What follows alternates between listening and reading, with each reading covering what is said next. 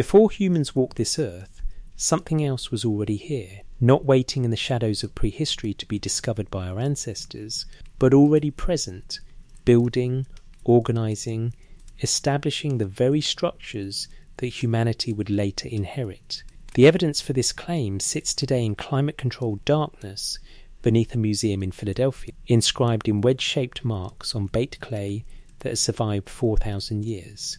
The tablet measures roughly 8 inches tall. Its catalogue number is CBS 1673. 6 columns of text, 3 per side, each containing between 10 and 15 lines of cuneiform script pressed into the clay when it was still wet. The University of Pennsylvania excavated it from the ruins of Nippur in 1893, part of America's first archaeological expedition to Mesopotamia. For decades, it sat in storage, one fragment among thousands, until scholars pieced together what it actually says. What makes CBS 10673 unusual is not that it contains a creation story. Ancient Mesopotamia produced many creation narratives. What makes it unusual is when the story begins. Most creation myths start with gods creating the world, then creating humanity to inhabit it. This one doesn't. It starts with cities that already exist, with rituals being performed, with a world already functioning before the line that reads, in Sumerian, mankind was given breath.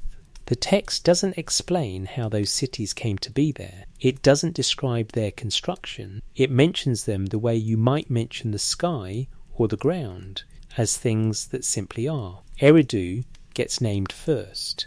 Then the tablet records divine ordinances, the establishment of sacred rites, the proper functioning of temples. All of this proceeds in orderly fashion across the columns. Then, almost as an afterthought later in the text, the creation of humanity appears, not as the climax of the story, but as one event among several in a sequence that was already unfolding. If you read it literally, setting aside what it might symbolize or mean metaphorically, the text describes a world that was occupied before humans arrived. The question that follows is simple and deeply unsettling. What happened on that earth? What was occurring in those cities during that time when, according to these Sumerian records, we were not yet here? Before we go further, I'd love to know where you're listening from tonight. Drop your city or country in the comments and let me know what time it is where you are as you hear this. There's something fitting about exploring the question of before while the world around you settles into quiet.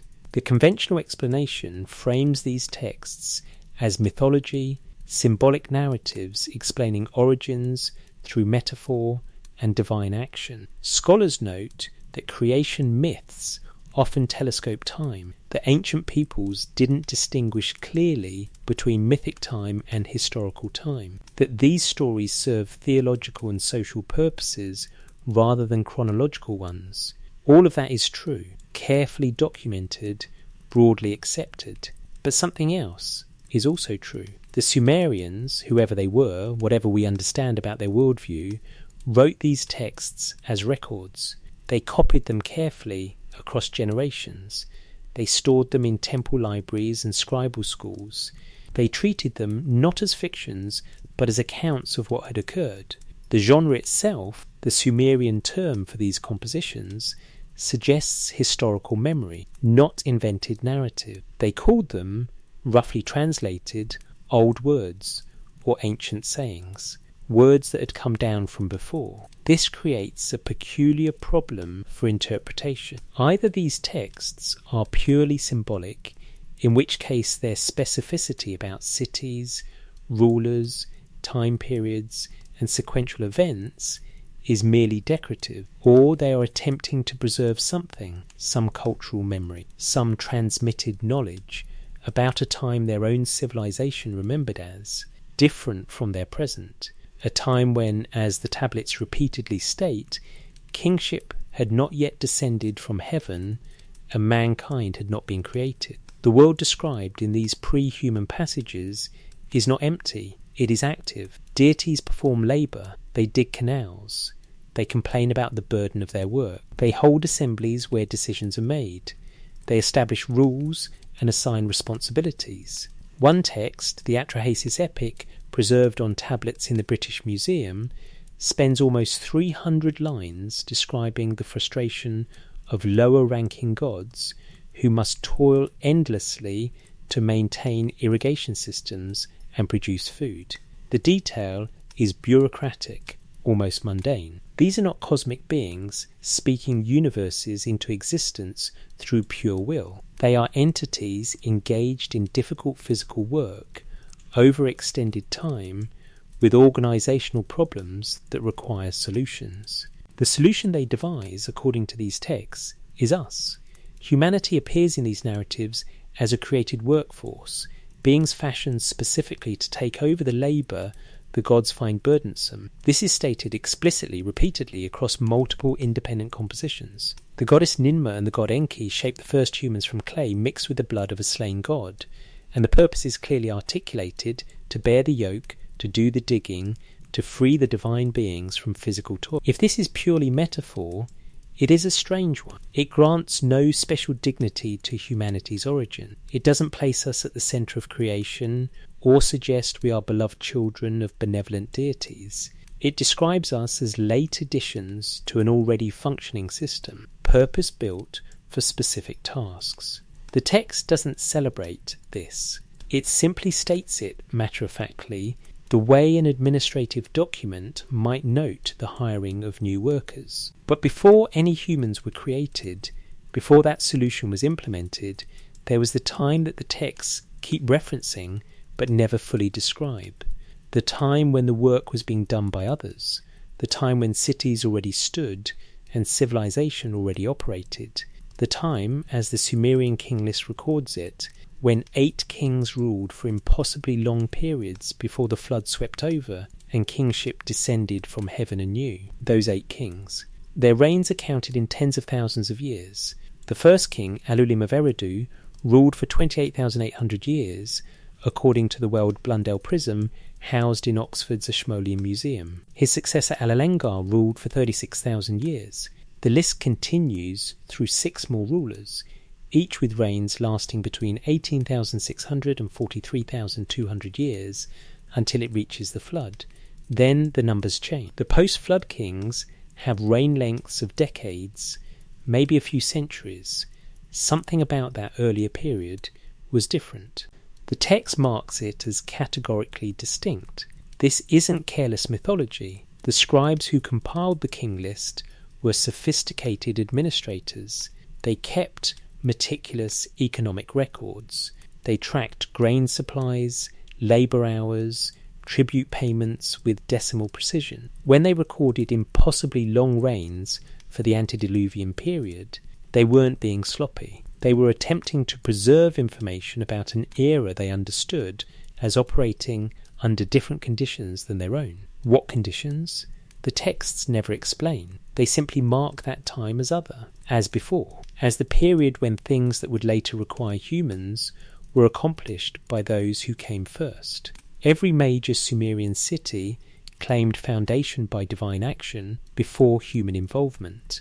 Eridu, Sippar, Larak, Shuruppak, these places appear in the texts as already present when humanity enters the story. Archaeological excavations confirm the extraordinary age of these sites. Eridu's lowest layers date to approximately 5400 B, making it among the oldest urban settlements ever discovered. The temples at Eridu show 18 distinct building phases, each constructed directly atop the ruins of the previous one, suggesting continuous sacred function at that location for millennia. Something drew repeated construction to that spot long before Sumerian civilization, as we know it, flourished. The cuneiform tablets don't describe these cities being built. They describe them being given, handed over, transferred, assigned to human management after some prior administration. The language used is administrative, the terminology borrowed from property transfer and custody agreements. Cities and their sacred rights were bestowed on humanity by divine decree. The underlying assumption in this phrasing is that someone else had them first. Who were the Anunnaki? The term appears in text after text, sometimes referring to the great gods collectively, sometimes to a specific group of deities assigned earthly duties while other gods remained in heaven. The name itself is disputed. It may mean princely offspring or those who from heaven to earth came. What isn't disputed is their centrality in these creation accounts. They are presented as the beings who did the work, who inhabited the cities, who managed the earth's systems before humanity took over those responsibilities. These texts never call them aliens, never suggest they came from another world, but they do consistently present them as other than human, as present on earth before humans, as capable of creating humans through deliberate effort. The Sumerians don't explain where the Anunnaki came from any more than they explain where matter itself came from. Both are treated as givens, as the initial conditions from which the story proceeds. Which raises the central question, the one that CBS 10673 and hundreds of tablets like it force us to confront. If we read these as symbolic mythology, we explain away the problem. Gods represent natural forces, creation is metaphor, the whole apparatus is theological poetry. Neat. Solved. But if we entertain even briefly the possibility that these texts are attempting to preserve actual information, not literal reporting, but cultural memory of something real transmitted across generations, then what are we looking at? A world before us, activities before us, civilizations, or at least civilization-like organization before us, and we, humanity, arriving not as the point of it all, but as a solution to a problem, as the next phase of something that was already underway. The clay in your hand would feel cool, smooth where the scribe's palm held it, rough where the stylus bit deep. In the controlled environment of the Penn Museum's vault, temperature and humidity remain constant, slowing the inevitable decay. But the information pressed into that clay 4 millennia ago outlasts empires. It sits there in the darkness, patient, waiting for anyone willing to read what it actually says, rather than what we assume it must mean. Before humans walked this earth, according to these Sumerians who left us their oldest words, the earth was not empty, it was not waiting, it was occupied. And what occurred during that occupation determined what would happen after we arrived, when heaven touched earth. The southern Iraqi desert stretches flat and pale beneath a sky that offers no shade. Heat distorts the horizon into liquid shimmer. For most of the year, nothing grows here except scrub that seems to survive on dust alone. Beneath this unpromising landscape lie the remains of what may be humanity's first civilization. The Sumerians left no pyramids, no Stonehenge, nothing that breaks the flat line of the earth enough to announce itself across centuries. They left mounds, low, eroded hillocks that could be natural features or ancient trash heaps. Distinguishing between them requires trained eyes and considerable optimism. In 1889, the University of Pennsylvania funded an expedition to a mound called Nufar by local Bedouin tribes. Ancient sources suggested this was Nippur, one of Sumer's most important religious centres. The archaeologists who arrived found a wasteland. Temperatures reached 120 degrees Fahrenheit. Water had to be hauled in daily. The local population viewed the excavators with suspicion. Foreigners digging up dirt made no sense, and the rumour that they sought gold only complicated negotiations for labour and access. The expedition director, John Punnett Peters, was a professor of Hebrew at the University of Pennsylvania, not an archaeologist by training. The field was still inventing itself. Techniques that would later become standard, stratigraphic excavation, careful recording of find locations, preservation protocols, had not yet been established. The Nippur expedition operated more like mining than archaeology. Teams of local workers dug trenches and hauled dirt. Anything that looked interesting got set aside. The rest was discarded. What they found, almost immediately, were tablets. thousands of them, rooms full of tablets, whole libraries baked hard by ancient fires, preserved through accident rather than intention. The clay had been the Sumerians' paper, cheap, abundant, perfect for pressing symbols into while wet, then setting in the sun or baking in a kiln for permanent records. When Nippur burned, whether from invasion or accident or both, the tablets that might otherwise have dissolved in rain became ceramic, harder than pottery, practically indestructible. But they were also unreadable. The script covering them consisted of wedge-shaped marks pressed at various angles into the clay, cuneiform, from the Latin cuneus meaning wedge. These weren't the first cuneiform tablets discovered. Mesopotamian sites had been producing inscribed objects since the 1840s, but cuneiform represented multiple languages: Sumerian, Akkadian, Babylonian, Assyrian, and the decipherment process was still underway. You could recognise the script without being able to read it, like finding a book in a language you've never encountered. The breakthrough in reading cuneiform came through the Behistun inscription, a massive text carved into a cliff face in Persia by order of Darius I around 520 BCE. The inscription repeated the same message in 3 languages: Old Persian, Elamite, and Babylonian. Scholars could read Old Persian, which gave them a key to the other 2. By working backwards from known words and names, they gradually assembled vocabularies and grammars. By the 1880s, when Nippur was being excavated, Akkadian and Babylonian could be read with reasonable confidence. Sumerian was harder. It was older than the other languages, and it wasn't related to them. Akkadian and Babylonian are Semitic languages, part of the same family as Hebrew and Arabic. Sumerian appears to have no linguistic relatives at all. It's an isolate, a language that doesn't fit into any known family tree. This made decipherment difficult because you couldn't use comparative linguistics to fill in gaps. Every word, every grammatical structure had to be figured out from context and from bilingual tablets where Sumerian and Akkadian appeared side by side. The tablets from Nippur included many such bilingual texts. Sumerian had been a dead language for over 1,000 years when Nippur's libraries were destroyed, but it remained the language of scholarship and religion, like Latin in medieval Europe. Scribes learned Sumerian the way students today learn ancient Greek, through study texts and dictionaries. Those study texts, preserved in the ruins, gave modern scholars their Rosetta Stone for Sumerian. Hermann Hilprecht, a German-born Assyriologist working with the Pennsylvania expedition, spent decades studying the Nippur tablets. His wife Sally worked alongside him, copying inscriptions and managing the finds. The volume of material was staggering. By the time the Nippur expeditions concluded in 1900, they had shipped over 30,000 tablets and fragments back to Philadelphia. Hilprecht estimated that only represented a fraction of what remained buried.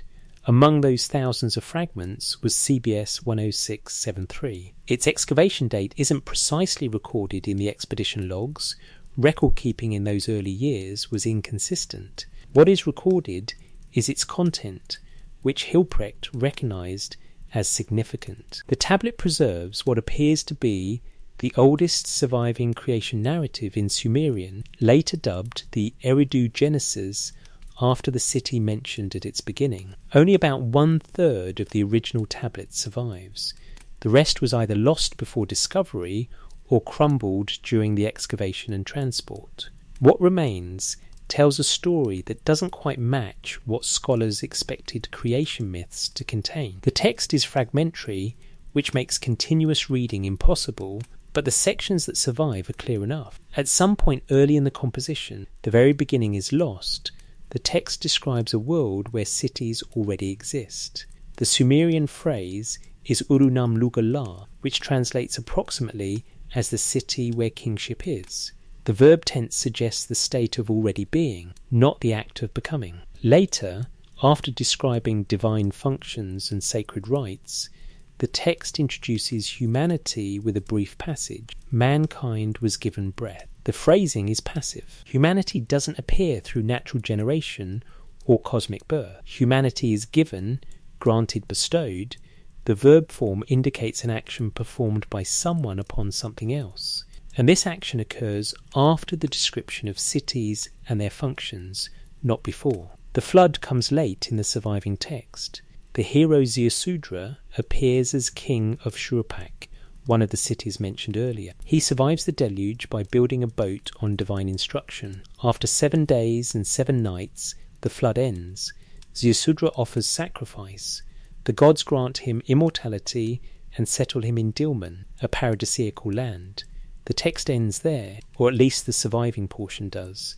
This narrative structure, cities, rituals, humanity, flood, hero, became recognisable as scholars translated more tablets. The pattern repeated across multiple compositions, with variations in detail but consistency in sequence. Always there is a before time when the world operates without humans. Always humanity is created deliberately for specific purposes. Always the flood separates that ancient period from the historical period. The Sumerians were telling the same story in different forms, which suggests they considered it important enough to preserve in multiple versions. Another tablet from Nippur, later catalogued as CBS 8383 and known as the Barton Cylinder, provides additional context. This cylinder predates the Eridu Genesis by several centuries, written during the early dynastic period around 2500 BCE. It's not a creation myth in the same sense. It's a hymn, a poetic composition praising the city of Ke and its goddess. But embedded in the hymn is cosmological information that clarifies what the Sumerians believed about beginnings. The Barton Cylinder describes a time before cities when Enlil, the air god, separated an...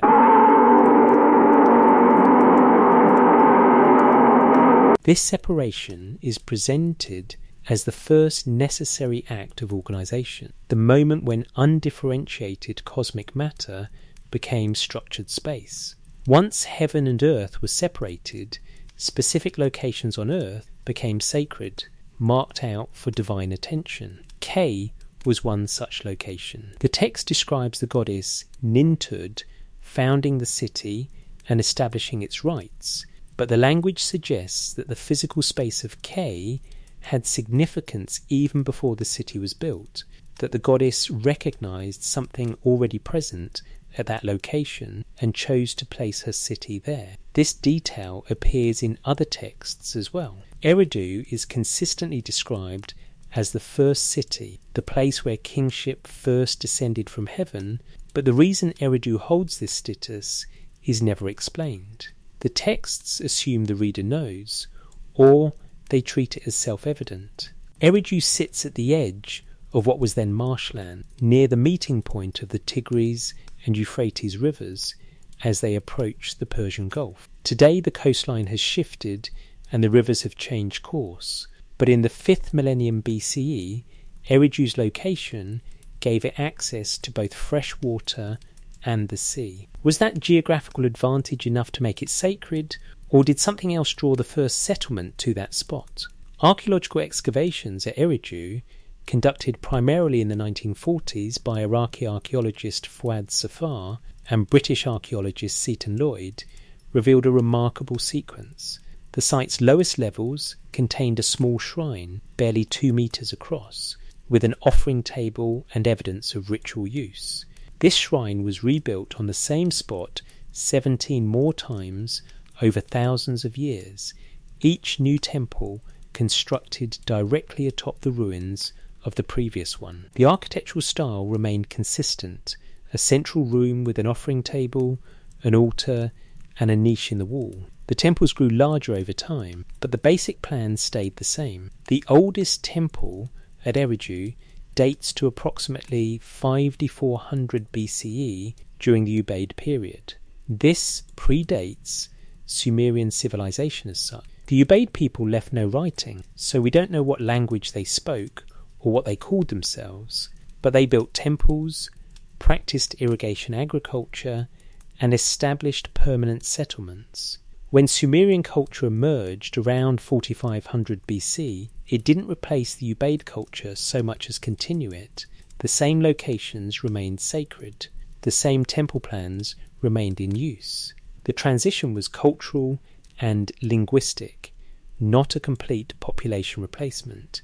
This archaeological continuity raises questions about the Sumerian texts that describe Eridu's divine foundation. If the Sumerians inherited Eridu from an earlier people, did they also inherit traditions about its origin? Were the stories of gods founding the city passed down from the Ubaid period, translated into Sumerian when the language changed? If so, how much older might these traditions be than the texts that preserve them? The same question applies to other Sumerian cities. Uruk, which became the largest city in the world by 3100 BC, shows continuous occupation from the Ubaid period forward. Lagash, Kish, all of them have deep archaeological layers predating Sumerian writing. These cities were old when the Sumerians first wrote about them. The urban landscape of southern Mesopotamia was inherited, not created, by the civilization that left us written records. Understanding this changes how we read the texts. When the Sumerian king list states that kingship descended from heaven to Eridu, it's not claiming that Eridu suddenly appeared at that moment. The city was already there. What descended was kingship, a specific form of political organisation, perhaps, or the divine mandate to rule. The text distinguishes between the physical existence of cities and the establishment of a particular kind of authority within them. Similarly, when Eridu Genesis describes cities where divine functions are already being performed, it may be reflecting actual Sumerian experience. They lived in cities they hadn't built.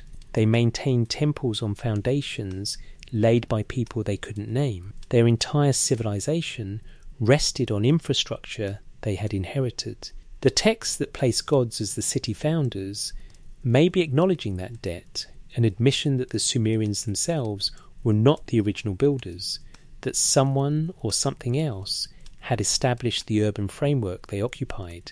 This doesn't require believing gods literally built cities. It suggests the Sumerians were honest about the limits of their knowledge. They didn't claim to have invented urban life. They located its origins in a time before their records began, a time they could only describe in the language available to them, the language of divine action and cosmic ordering. The cuneiform tablets record what they record. Modern interpretation adds the framework. We call it mythology because it involves gods. The Sumerians called it history because it explained their present. Both perspectives can be partially right. The tablets preserve memory of being the inheritors rather than the originators, memory of a landscape already shaped when their ancestors arrived, memory encoded in story because story is what survives when precise details fade.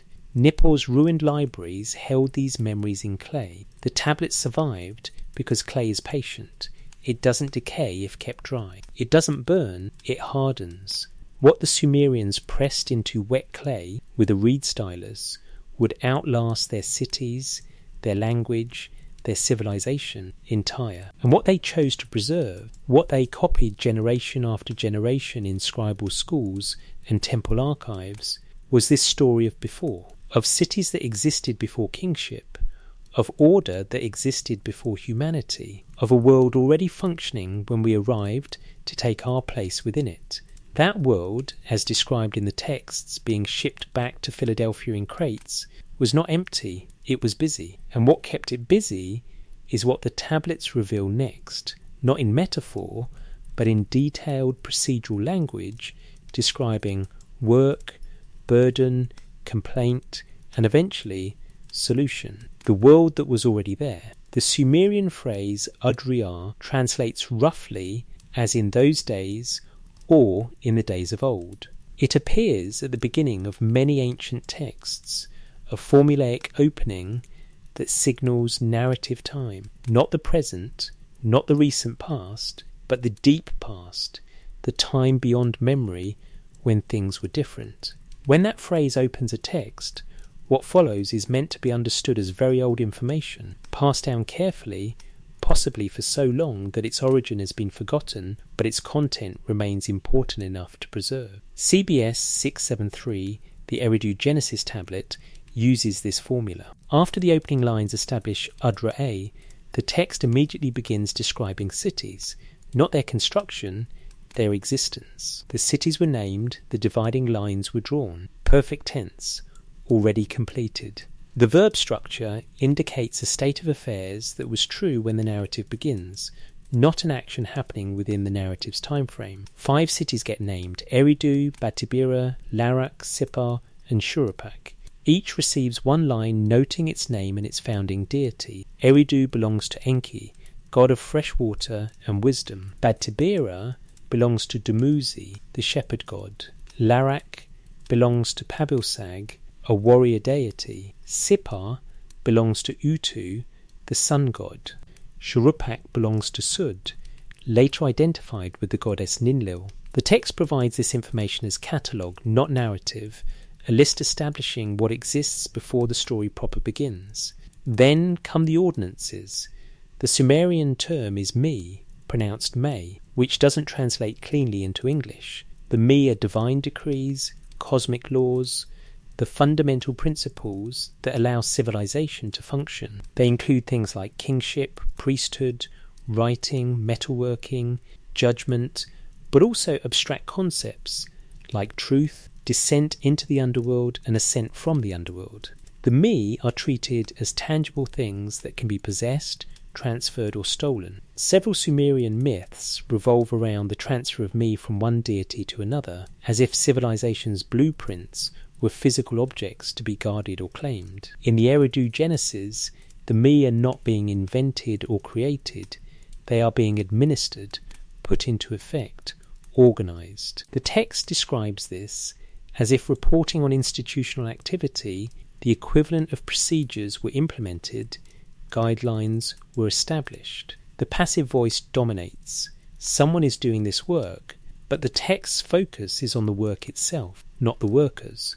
Only after cities are named and ordinances are established does humanity appear. The exact line is difficult to translate because of damage to the tablet, but the surviving words include mankind, the verb to give or to grant, and possibly breath or life. Thorkild Jacobsen, the Danish Assyriologist who published the definitive translation of Eridu Genesis in 1981, rendered it, mankind was given breath.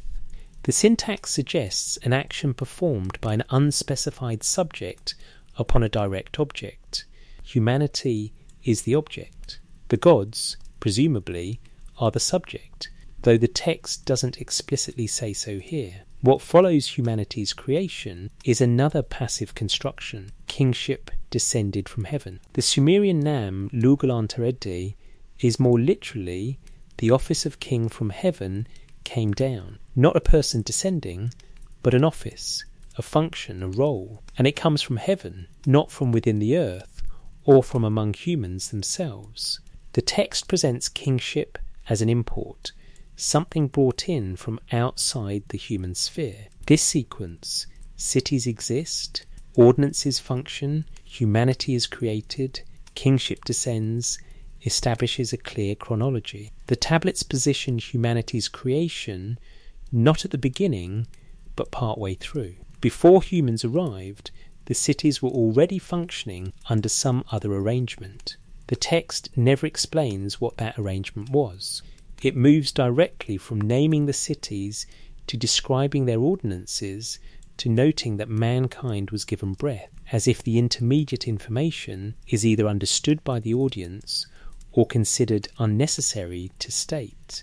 But other tablets fill in that gap. The Atrahasis epic, preserved on multiple tablets now scattered across several museum collections, provides the missing context. 3 main tablets of Atrahasis survive, the most complete being BM 78941 in the British Museum, excavated from Sippar in the 19th century. The epic's name comes from its hero Atrahasis, meaning exceedingly wise, who survives the flood through divine warning, the same role Yasudra plays in Eridu Genesis and Utnapishtim plays in the Epic of Gilgamesh. But the flood comes late in Atrahasis. The epic's first third concerns what happened before humanity existed, and it is strangely specific about the details. The opening of Atrahasis describes divine labour distribution. The great gods, Anu, Enlil and Enki, cast lots to determine who controls which domain. Anu gets the sky, Enlil gets the earth, Enki gets the waters beneath the earth, the Abzu. This division of authority is presented as an administrative act, not a cosmic creation. The domains already exist. The gods are assigning management responsibility. Under Enlil's earthly administration are the Igigi, a class of deities described as lesser gods or junior gods. The text assigns them physical labour. They must dig irrigation canals. They must dredge rivers. They must maintain the waterworks that allow agriculture to function. The language used to describe this work is technical, the names of tools, the specific tasks involved in canal construction, the organisation of labour crews. This is not metaphorical. The epic is describing ditch digging, and the Igigi hate it. The text devotes dozens of lines to their complaints.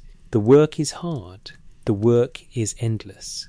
They toil day and night for 40 years.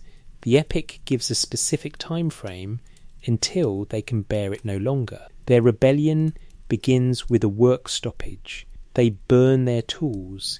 They gather outside Enlil's house in the middle of the night. They shout demands. Enlil, woken by the commotion, is alarmed. The text describes his confusion. Who has declared war? Who has raised weapons against me? He doesn't immediately understand that this is a labour dispute. He interprets it as insurrection, a challenge to his authority. Anu and Enki are summoned. A divine council convenes to address the crisis. The Igigi's spokesman explains their position. The work is beyond their capacity to endure. They cannot continue. Something must change, or they will not return to their labour. Enlil is furious and considers crushing the rebellion by force, but Enki proposes an alternative. Create beings specifically designed to bear the burden. Fashion workers who can take over the tasks the Igigi refuse to perform. Make humanity. The goddess Nintu, also called Mummy or Belet Eli, depending on the text, is called upon to perform the creation. She is the womb goddess, the deity whose domain includes birth and generation. The procedure is described in procedural detail. The god Geshtu-E, identified as one of the rebels, or possibly a god with intelligence, is slaughtered. His blood is mixed with clay. Nintu shapes the mixture into human forms. The text specifies 14 pieces, 7 male and 7 female. The birth goddesses, acting as midwives, carry these forms for 9 months. Then humanity is born. The purpose is explicit.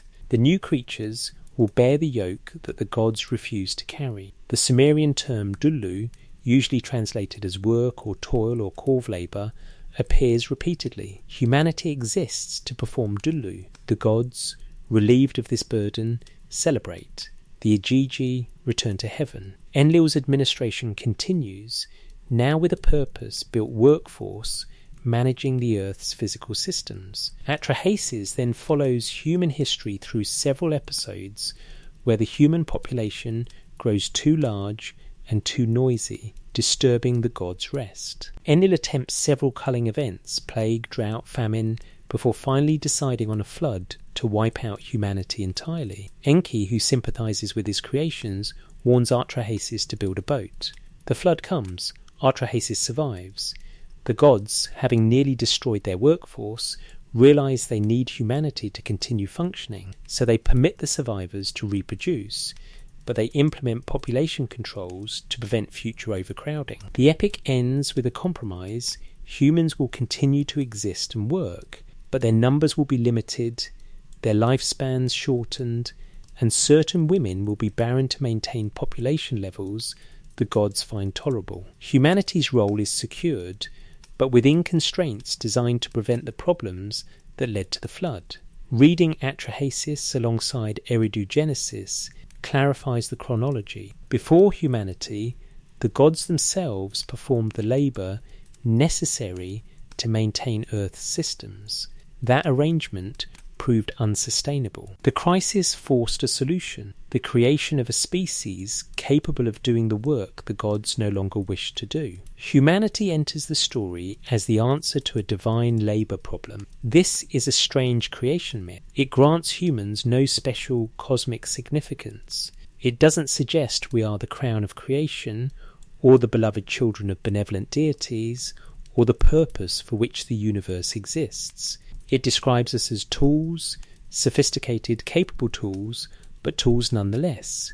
We exist because the gods needed help with the irrigation canals. If this is metaphor, what does it metaphorize? Some scholars suggest it reflects the Sumerian experience of corv labour, mandatory work service owed to temple and palace. In this reading, the myth justifies social hierarchy by projecting it onto the cosmic plane. Just as humans must labour for the gods, so lower classes must labour for the upper classes. The story naturalises inequality by making it part of creation's design. That interpretation is plausible. Ancient myths often serve social functions, legitimising existing power structures by claiming divine origins for them. But it doesn't explain why the text spends so much time describing the pre-human period. If the point is to justify human labour, why include the extended passage about divine labour disputes? Why not simply say the gods created humans to work and move on? The detail suggests memory, not metaphor. The Agige's specific complaints, the 40-year time frame, the technical vocabulary of canal construction, the procedural description of humanity's creation, these elements read more like preserved information than invented symbolism. Either the text is remarkably committed to its metaphorical frame, or it is attempting to pass down specifics about something that actually happened, as understood by the people who first told this story. Another text,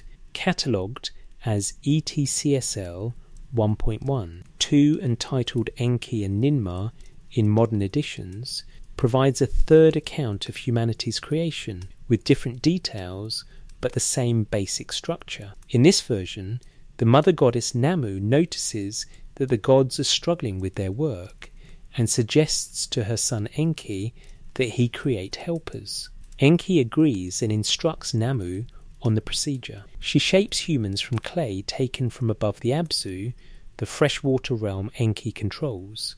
But Enki and Ninmah then engage in a strange contest.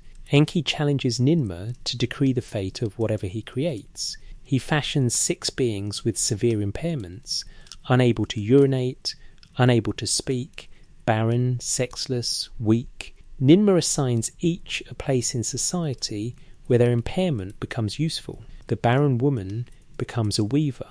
The sexless person becomes a palace attendant. The text presents this as evidence of Ninmah's wisdom, her ability to find purpose even for beings who seem defective. Then Ninmah takes a turn. She creates a being so damaged it cannot function at all, called Umul in the text, a creature that cannot eat, cannot speak, cannot sit, cannot stand. Enki tries to assign it a fate but cannot. He admits defeat. Ninmah has created something so broken that even divine wisdom cannot find a use for it. This disturbing episode serves no obvious mythological purpose. It doesn't explain any natural phenomenon or justify any social practice. It reads like experimental record keeping, as if documenting attempts to create beings capable of specific functions, with many failures before success. The contest between Enki and Ninmah resembles the trial and error process of design, not the theological certainty of divine creation mythology. When these 3 accounts, Eridu-Genesis, Atrahasis, and Enki and Ninmah, are read together, a consistent picture emerges. Before humanity, the earth required maintenance labour. Divine beings performed that labour until they could no longer sustain it. A crisis forced innovation. Beings were fashioned through deliberate process to take over specific functions. Multiple attempts were required. Early versions had flaws. Eventually a successful design was implemented. The new beings proved capable of performing the required work, and the system stabilised with humans as the permanent labour force. This is not how creation myths typically work. Most traditions present humanity as the climax of creation, the reason for divine effort.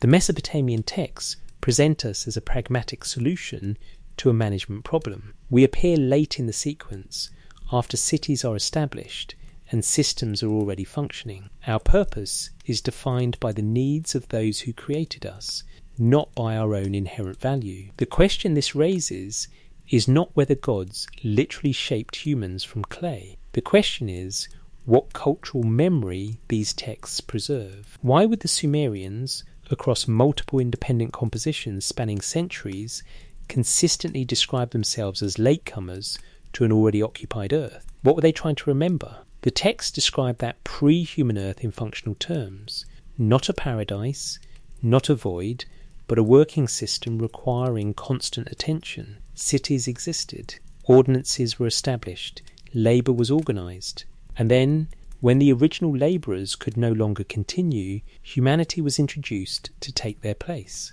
If we take the texts seriously as attempts to preserve information, not as literal reporting, but as the best available framework for passing down something real, then they suggest a profound possibility. The Earth humans inherited was not pristine wilderness waiting to be shaped. It was already shaped. The infrastructure was already in place. We stepped into a role that had been occupied before we existed, and the texts that describe this stepping in are careful to note that we were shaped specifically for that role, designed to fit the requirements of work that predated our arrival. The tablets record this. They have recorded it for 4,000 years, and they will continue recording it in cuneiform wedges pressed into clay, patient and permanent, long after the debates about their meaning have faded into the same deep time they describe. Before the first breath. The British Museum tablet, catalogued as BM 78941, is damaged along its right edge. About 1/3 of each line is missing, which makes translation difficult in places, but enough survives to follow the narrative. The tablet is written in Akkadian, the language that succeeded Sumerian as the dominant tongue of Mesopotamia around 2000 BC, though the story it tells is far older. Multiple copies of this text exist, suggesting it was important enough to be recopied across generations. The version in the British Museum dates to approximately 1635 B, during the reign of King Ammisaduqa of Babylon. It was excavated from Sippar, one of the cities the text itself names as existing before humanity. The story opens before creation. Not cosmic creation, the universe already exists. Earth already exists. Heaven already exists. The Abzu, the fresh water ocean beneath the earth, already exists. What hasn't yet been created is humanity. The text describes a world that is physically complete but functionally stressed. The gods have a problem. The problem is work, specifically the maintenance of irrigation systems across Mesopotamia. The text is explicit about this. The gods must dig the canals, must dredge the rivers, must open up the watercourses. The Akkadian vocabulary is technical, the terminology borrowed from actual canal construction. This is not abstract cosmic labour, this is hydraulic engineering described in procedural detail. The gods assigned to this work are called the Igigi. The term's etymology is unclear, but it refers to a class of younger deities distinct from the great gods who sit in the divine council. The Igigi are subordinate, tasked with carrying out the decisions made by Anu, Enlil, and Enki, the triad who control heaven, earth, and the underworld waters, respectively. The text establishes this hierarchy clearly. The great gods give orders. The Igigi perform the orders. The arrangement is administrative, not familial. For 40 years, according to the text's specific time frame, the Igigi carry out their assigned labour. They dig, they dredge, they haul earth. The work is described as too heavy, the burden too much. The repetition of these phrases across multiple lines creates a sense of mounting exhaustion. The Igigi's complaints grow more frequent as the passage continues. They speak of day and night, of endless toil, of work that never allows rest. Then something shifts. The text describes the Igigi gathering in secret, planning their response to unsustainable conditions. The vocabulary used here is political, words associated with rebellion, conspiracy, organised resistance. The Igigi are not simply stopping work. They are making a collective decision to refuse continued labour, understanding that their refusal will force the great gods to acknowledge the situation. At night, they march to Enlil's dwelling. The text emphasises the nighttime setting.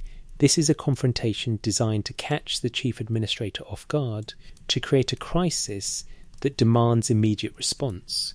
They surround his house. They burn their tools. The smoke and noise wake Enlil, who doesn't initially understand what's happening. His servant Nusku comes to him and explains, "My lord, the gods have surrounded your dwelling." Enlil's reaction is interesting. His first interpretation is military. He asks Nusku, has war been declared? He assumes attack, not protest. He doesn't immediately grasp that his own workforce is rebelling against him. This detail humanises the narrative. Enlil's confusion reads as the confusion of authority confronted with organised labour resistance, unable to process that his subordinates are challenging the system rather than threatening him personally. Nusku investigates and reports back. The Igigi have assembled. They have set fire to their tools. The work is too hard for them. Enlil is both alarmed and offended.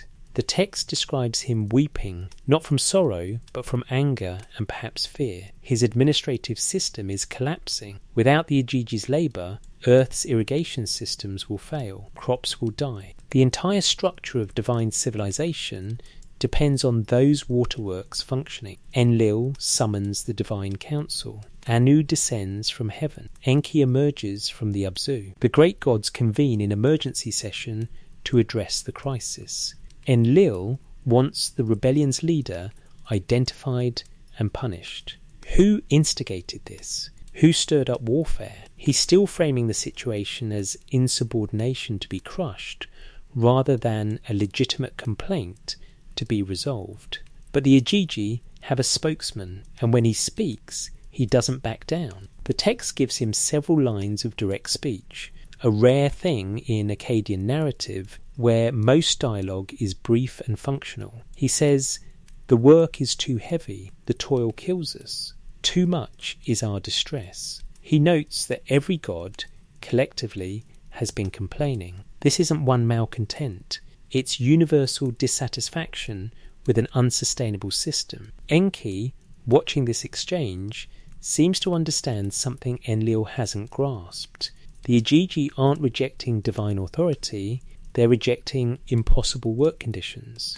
The distinction matters. If the work itself is the problem, changing management won't solve anything. You need to change the work arrangement itself. Enki proposes exactly that.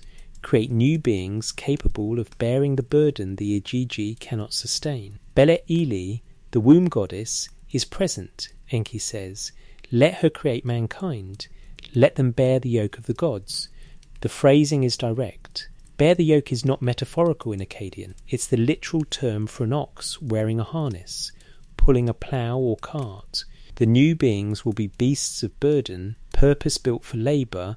The gods refuse to continue performing. Belet Ili agrees, but she sets a condition. It is not mine to do these things, she says.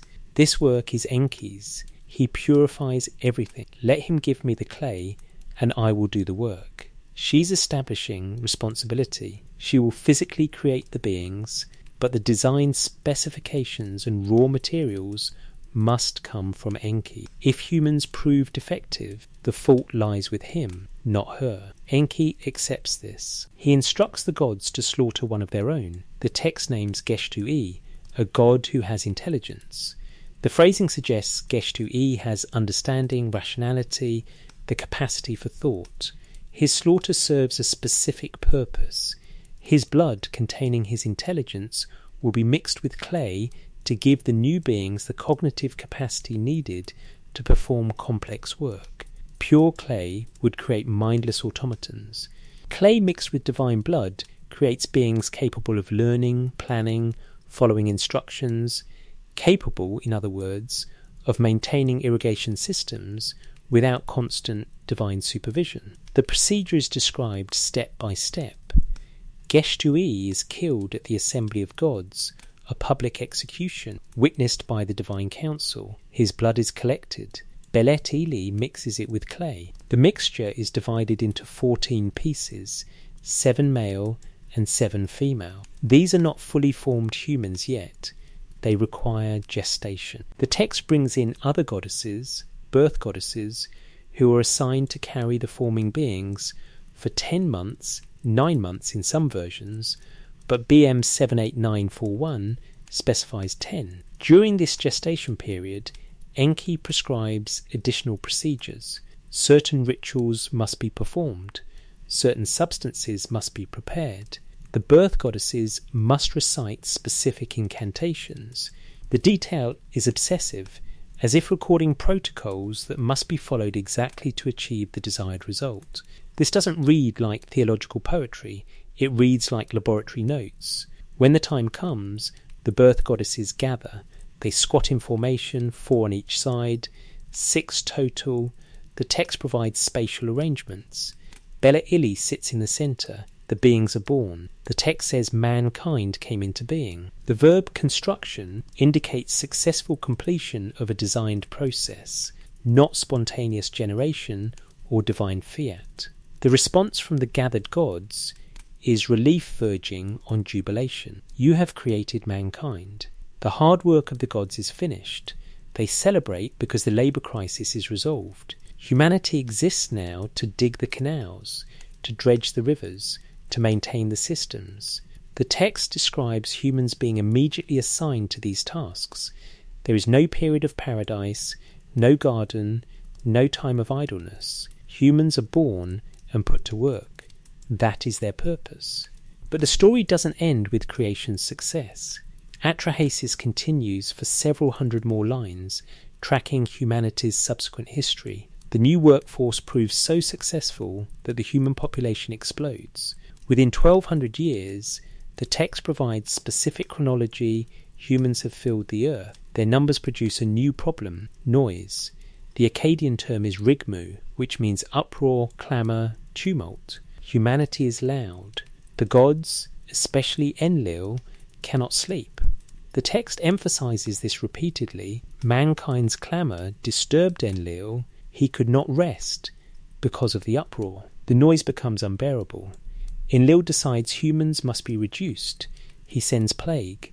A significant portion of humanity dies, but the survivors reproduce, and within another 1200 years, the population returns to previous levels. The noise resumes. Enlil tries drought.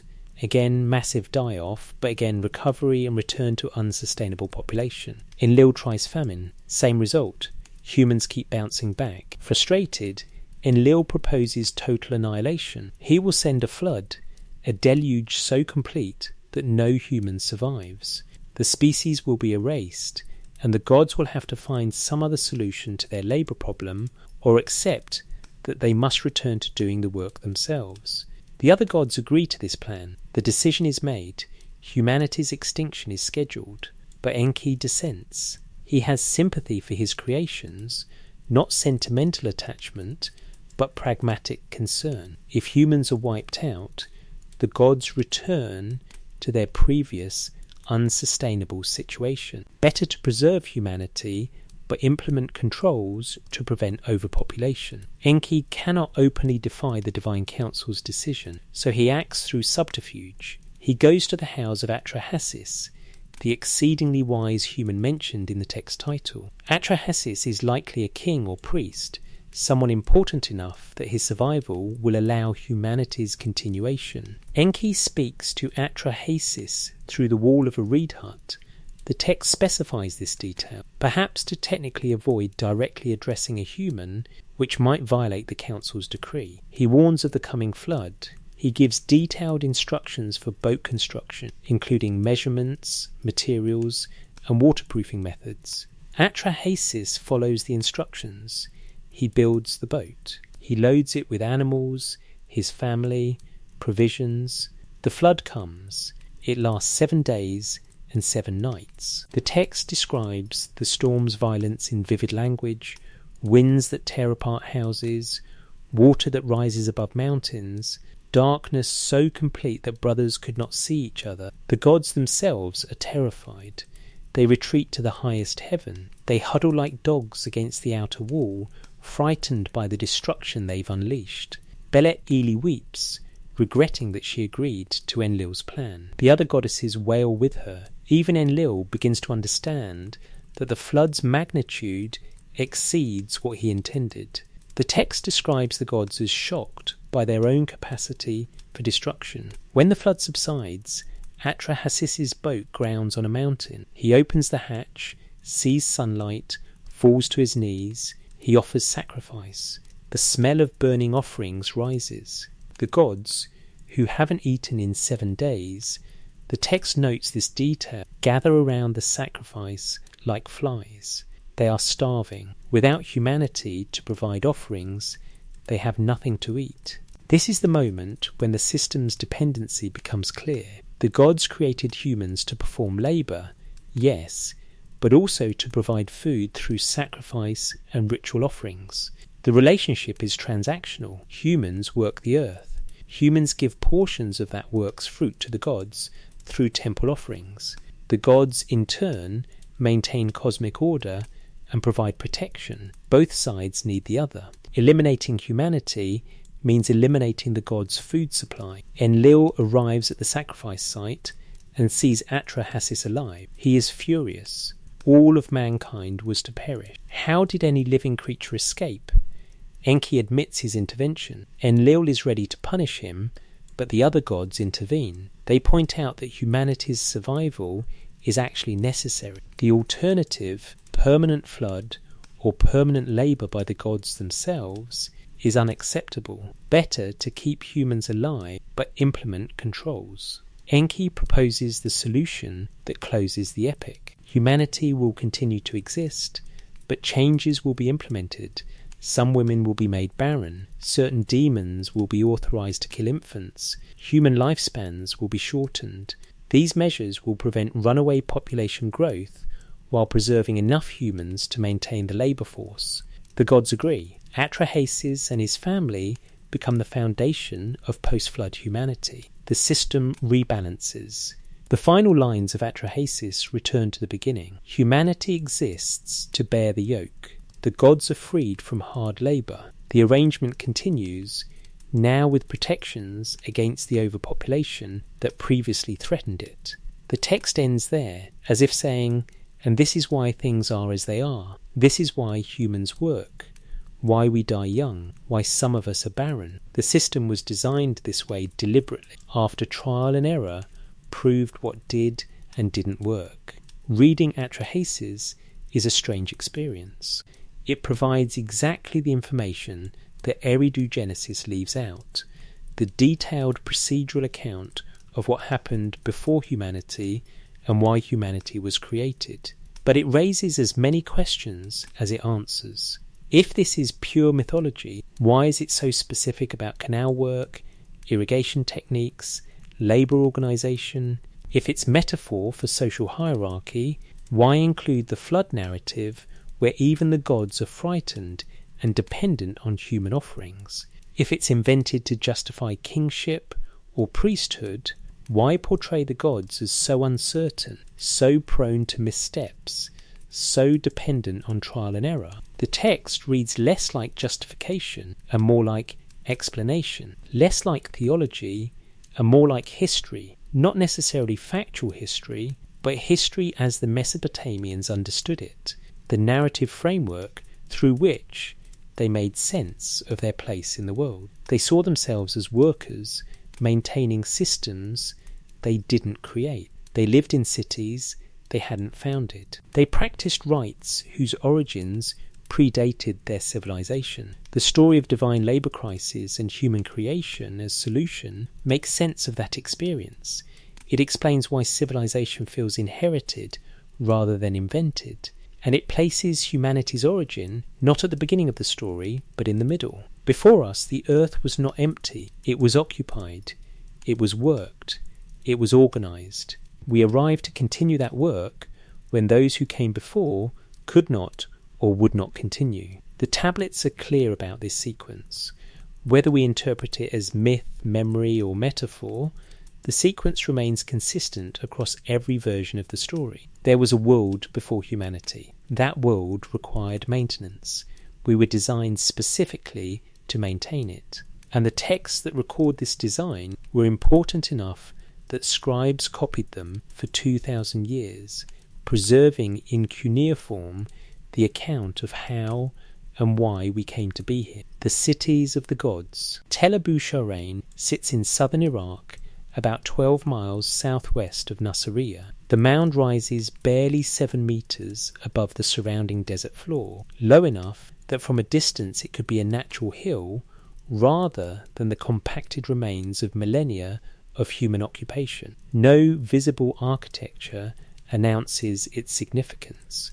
The mud brick that formed its buildings has eroded back into earth, leaving only the outline of foundations and the subtle elevation that marks where structures once stood. Archaeologists call this a tel, the Arabic word for mound, and throughout Mesopotamia these artificial hills mark where ancient cities slowly rose through cycles of construction, collapse, and rebuilding. Fuad Safar began excavating Tel Abu Sharain in 1946, working on behalf of the Iraqi Directorate General of Antiquities. Seton Lloyd, a British archaeologist, joined him for several seasons. Their work revealed what textual sources had long suggested. This mound was Eridu, the city's Sumerian tradition identified as the first place kingship descended from heaven, the sacred centre where civilization began. The excavations focused on the temple complex. The tel's highest point marked where a ziggurat had once stood, a massive stepped pyramid typical of Mesopotamian religious architecture. By the time Safar and Lloyd arrived, the ziggurat was a shapeless mound, its original form impossible to discern, but beneath it, in the deeper strata, lay the sequence of temples that preceded the ziggurat's construction. 18 distinct building phases, each temple built directly atop the ruins of the one before, each maintaining the same basic orientation and floor plan despite centuries separating their construction dates. The lowest temple, designated Temple 1 in the archaeological reports, measured only 12 feet square. It consisted of a single room with an offering table against one wall and a small altar or pedestal in the centre. The walls were mud brick. The floor was packed earth. Nothing about the structure was elaborate, yet its placement was deliberate. Someone chose this exact location, built this small shrine, and performed rituals here significant enough that future generations would rebuild on the same spot for the next 3,000 years. Carbon dating and ceramic analysis date Temple 1 to approximately 5400 BC during the Ubaid period. This predates writing by roughly 2,000 years. Whatever rituals occurred in that earliest shrine, no written records describe them. The people who built Temple 1 left no texts explaining their beliefs or naming their deities. All we have is the structure itself and the fact that it was important enough to mark this location as sacred for generations that followed. Temple 2, built atop the ruins of Temple 1, after some period of time archaeologists can only estimate, expanded the basic plan. It measured roughly 15 feet square, still small but noticeably larger than its predecessor. The same elements appeared, offering table, central altar, same orientation. Someone was maintaining tradition while allowing for growth. This pattern repeated through all 18 phases. Each temple grew larger. Each added architectural features, pilasters, buttresses, more elaborate altar arrangements. But the core layout remained constant.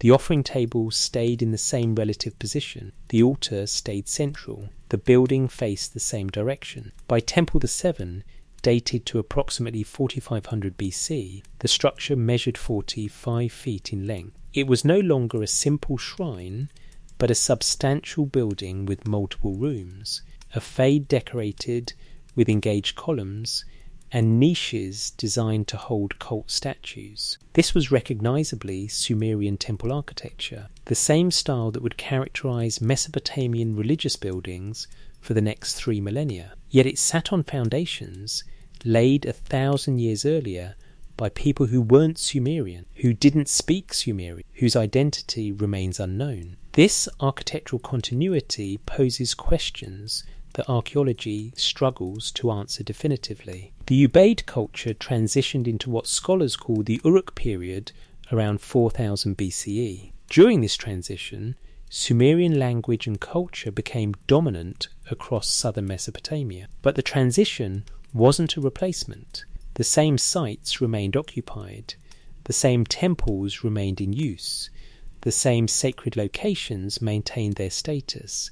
Eridu didn't become sacred to the Sumerians. It was already sacred when Sumerian civilization emerged, and the Sumerians inherited that sacredness. When Sumerian texts describe Eridu's foundation by Enki, god of fresh water and wisdom, they aren't claiming the Sumerians built the city. They're acknowledging that Eridu's origins preceded them. Attributing foundation to a god is a way of saying the city's beginning lies beyond human memory. It was there before we can account for it, so divine action must explain it. The texts are surprisingly honest about this limitation. They don't invent a Sumerian founder king or claim a historical Sumerian established the site. They locate Eridu's beginning in divine action, specifically because its human beginning is unknown. The other cities named in Eridu Genesis and the Sumerian king list shows similar patterns. Sippar, in northern Mesopotamia, has occupation layers extending back to the Ubaid period. Shuruppak, modern Tel Farah, shows continuous settlement from approximately 5000 BCE. Larak's precise location is uncertain. No site has been definitively identified as ancient Larak, but references in multiple texts suggest it too was among the oldest settlements. These cities weren't founded in historical time by kings whose names we know. They emerged during the Neolithic transition to permanent settlement established by people whose names are lost. Yet the texts treat these cities as special, not just old, but foundational. The Sumerian king list opens with the phrase, "After kingship descended from heaven, kingship was in Eridu." The phrasing is specific. Kingship descended. It came from somewhere else, from heaven, whatever that meant to the Sumerians, and it manifested first in Eridu. Not the city itself, but the institution of kingship. The city already existed.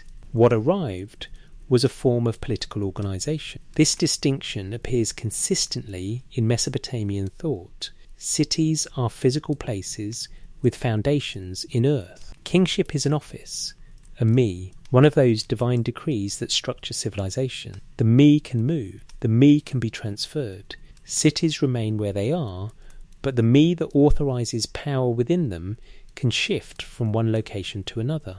The king list itself documents this movement. After Eridu, kingship moved to Badtabira, then to Larak, then to Sippar, then to Shuruppak. Each transfer is recorded as if describing capital cities in a political federation, authority moving from centre to centre according to some organisational logic the text doesn't explain. Before the flood, according to the king list, 5 cities held kingship in succession. After the flood, kingship descended from heaven again, the same phrase used for the original descent, but this time to Kish rather than Eridu. The post-flood sequence moves through Kish, Uruk, Ur, Awan, Hamazi, and continues through dozens of cities across 2 millennia of documented history. These later transfers can be verified. We know when Uruk's power waned and Urez rose. We have records, artifacts, treaties documenting the political shifts. But the pre-flood sequence can't be verified. Those 5 cities, Eridu, Badtabira, Larak, Sippar, Shuruppak, exist archaeologically, and they are genuinely ancient, but the political organisation the king list attributes to them predates writing. We have no contemporary records from that period. We have only the later Sumerian claim that these cities held kingship before the flood, and that the kings who ruled them lived impossibly long lives. The question becomes, what is the king list trying to preserve? If it's purely mythological, why attach it to real cities that archaeologists can excavate? Why not invent imaginary locations for the mythological period and reserve real cities for the historical record? The text instead grounds its pre-flood narrative in geography. The cities named are actual places the Sumerians knew, places whose ruins were already ancient when Sumerian civilization flourished. One possibility is that the Sumerians were doing their best to reconstruct a past they knew existed but couldn't fully recover. They lived in cities they hadn't founded. They practiced rites whose origins preceded their records. They knew, somehow, that their civilization rested on foundations laid by others. The king list's pre-flood section might represent their attempt to acknowledge that debt, to preserve even incomplete information about the time before their written records began. Another possibility, less comfortable for conventional interpretation, is that the text preserved transmitted knowledge. Not written knowledge, writing didn't exist yet, but oral tradition passed down carefully across generations. Stories about a time when these cities functioned under different administration. Stories that survived the flood and the cultural disruption it caused. Stories that later Sumerians wrote down because they believed them to be true, or at least believed they contained truth worth preserving. Archaeological evidence offers tantalizing hints without definitive answers. Eridu's temple sequence demonstrates continuous sacred function for 3 millennia, but it doesn't tell us why that location was chosen initially. Excavations have revealed residential areas around the temple complex, evidence of a substantial population by 4000 BC. The houses were well built, with courtyards and multiple rooms. Trash pits contained fish bones and shells. Eridu sat near marshlands rich in aquatic resources. There were storage facilities for grain, workshops for craft production, and graves containing burial goods, suggesting social differentiation. This was a functioning city, not just a religious site. People lived there, worked there, raised families there, and they did so on ground that had been sacred for over 1,000 years before Sumerian civilization emerged.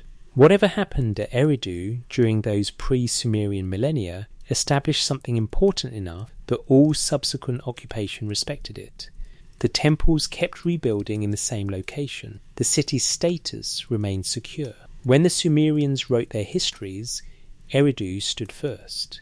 Enki's association with Eridu is consistent across all texts that mention the city. He is its patron deity, its protector, its divine inhabitant. His temple there was called Iengura, House of the Subterranean Waters, acknowledging the freshwater springs that fed the marshlands around Eridu. The Abzu, the primordial freshwater ocean beneath the earth, was considered Enki's domain, and Eridu's location near where the Euphrates met the Gulf gave it symbolic connection to that realm. Enki's character in Mesopotamian mythology is complex. He is a creator god, but also a trickster, willing to deceive other deities to protect his creations. He is wise, credited with establishing the me that governs civilization, yet he gives those me away to Inanna in a drinking contest. He is associated with water, but also with semen, with generation and fertility, with the life-giving properties of liquid.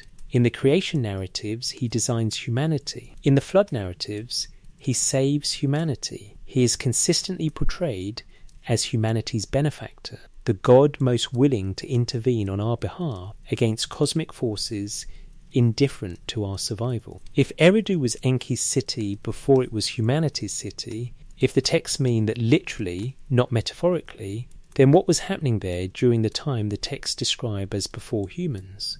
The Atrahasis epic states that Enki controlled the Abzu, the subterranean waters, and that his domain required maintenance. Canals had to be dug, watercourses had to be managed. The implication is that Eridu functioned as an administrative centre for hydraulic engineering on a massive scale, managing the water systems that made Mesopotamian agriculture possible. Southern Mesopotamia is flat, with minimal elevation change across hundreds of miles.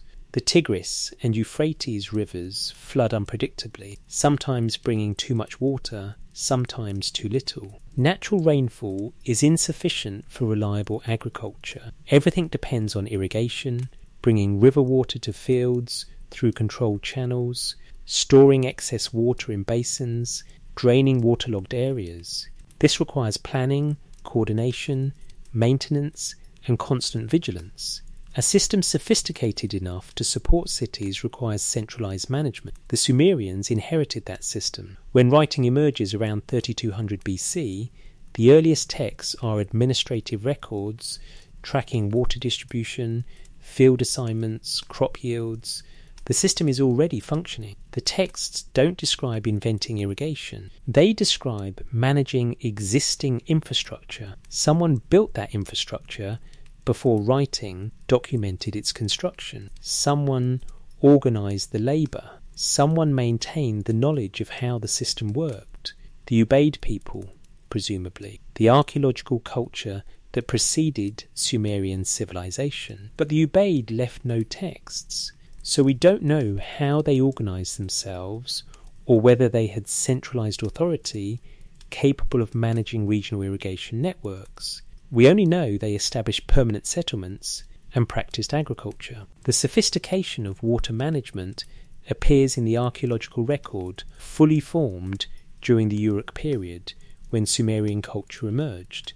But the locations of the earliest cities suggest they were positioned to control water resources, which implies planning precedes visible infrastructure. Eridu sits at the southern limit of possible agriculture in Mesopotamia. Further south lies the Gulf. To the north, the land gradually rises toward the river valleys. Eridu's location isn't agriculturally optimal.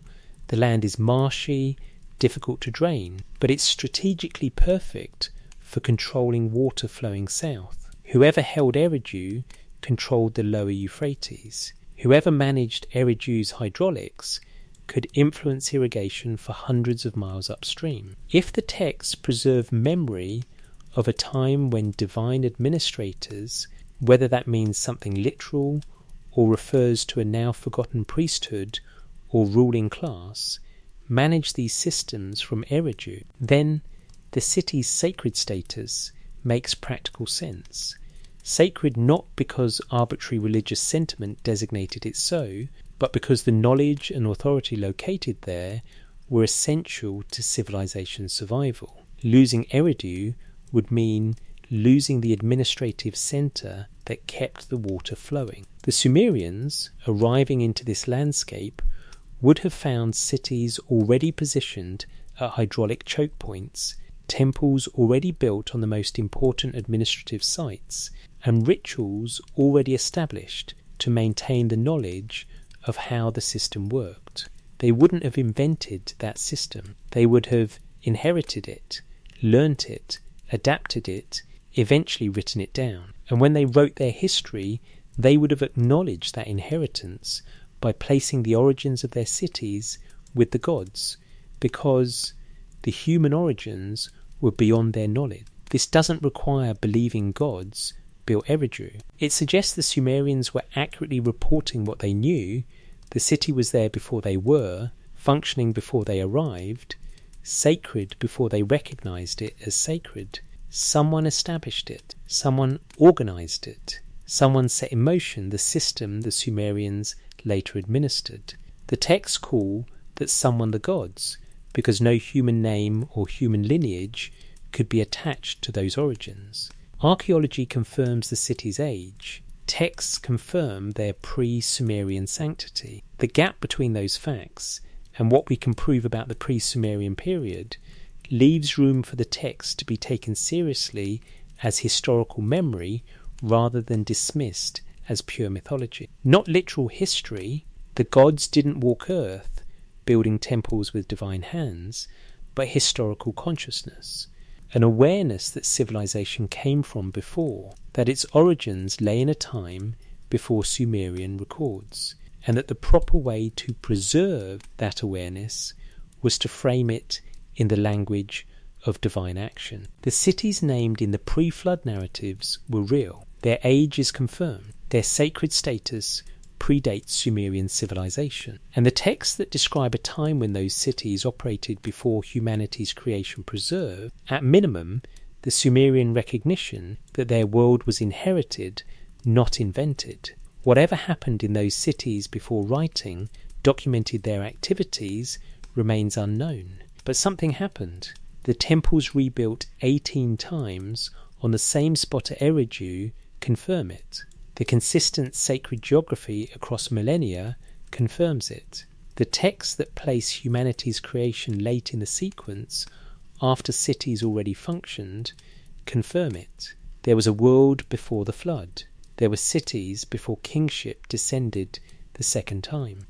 And whatever organisational structure those cities operated under, it was substantial enough to construct temples, maintain waterworks, and establish traditions that survived into the historical period.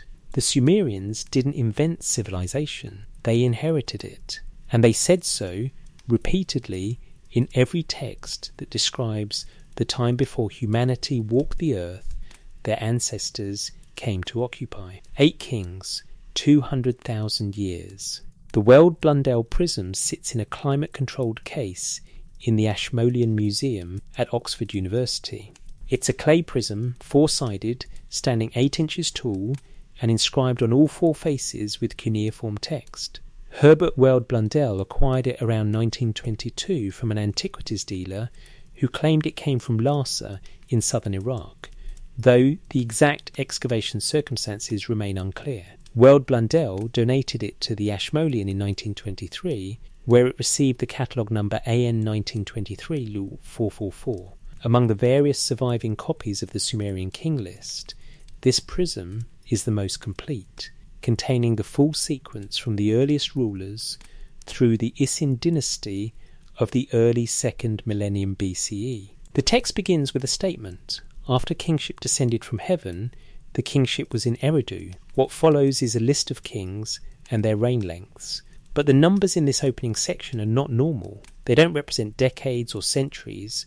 They represent tens of thousands of years. The first king named is Alulim. The text states he ruled for 28,800 years.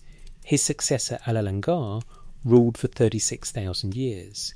Then Emen-Luana of Batabira, 43,200 years.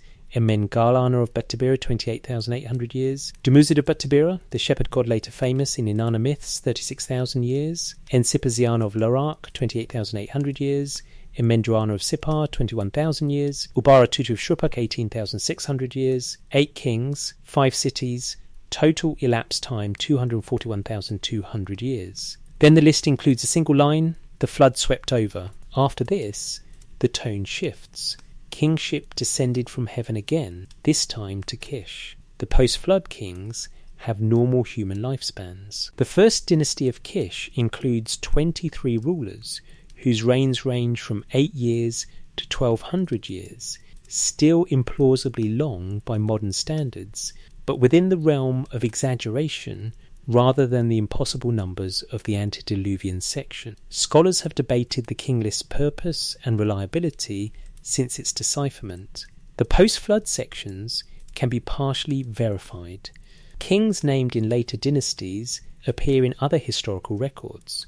Gilgamesh of Uruk, listed as ruling 126 years, was likely a real king, though his reign length is clearly inflated.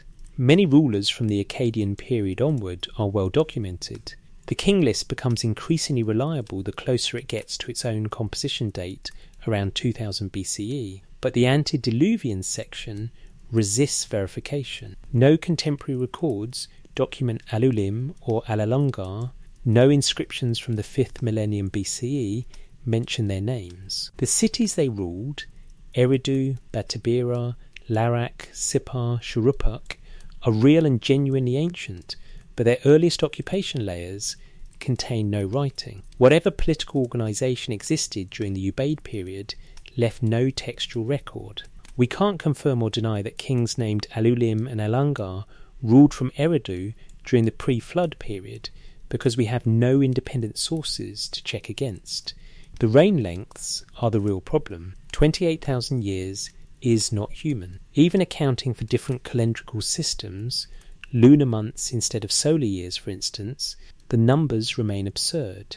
If each year was actually a month, Elulim's reign becomes 20,400 years, still impossible. If each year represents a day, his reign becomes 78 years, plausible for a king, but then why use language that every other context confirms means year in the normal sense? Some scholars suggest the numbers are purely symbolic. In Mesopotamian mathematics, certain numbers had sacred or cosmic significance. The number 60 served as the base for their numerical system, and multiples of 60 appear throughout Mesopotamian timekeeping and measurement.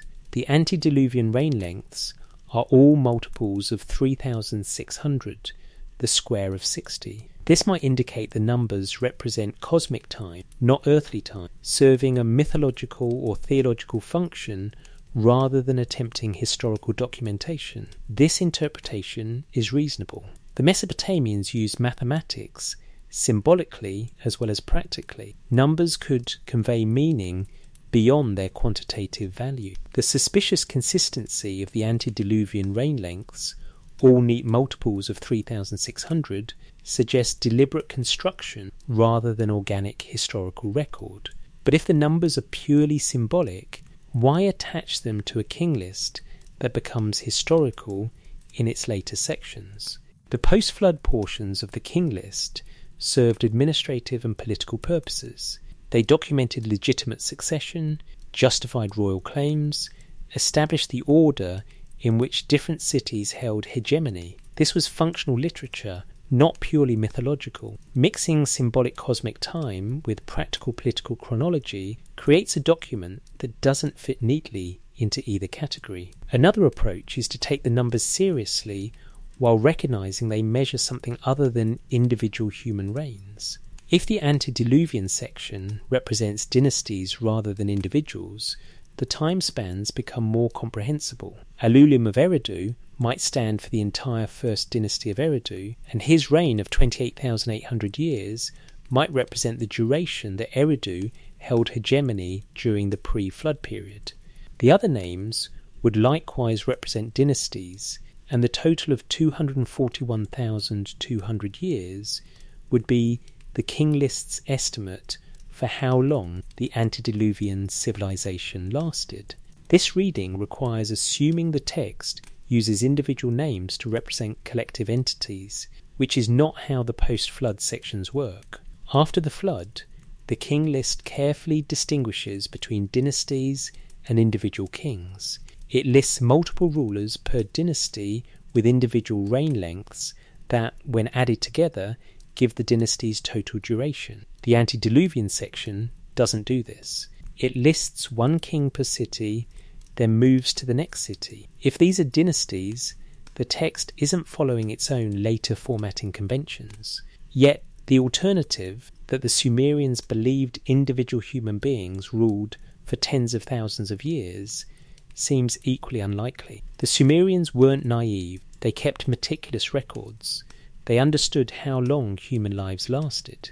The bureaucratic texts that survive from Sumerian cities document normal lifespans in detail, births, deaths, ages at death, life expectancies. The scribes who compiled the king list weren't ignorant of human biology. They couldn't have believed Elulim literally lived 28,800 years, unless they believed something about the antediluvian period was fundamentally different from their own time. The texts repeatedly mark that era as other. The phrase used, before the flood, delineates two epochs, before and after. The flood serves as the boundary between them. Before the flood, the world operated under different conditions.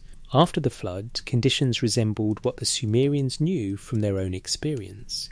The impossible reign lengths might be the text's way of signalling that difference. These weren't normal kings.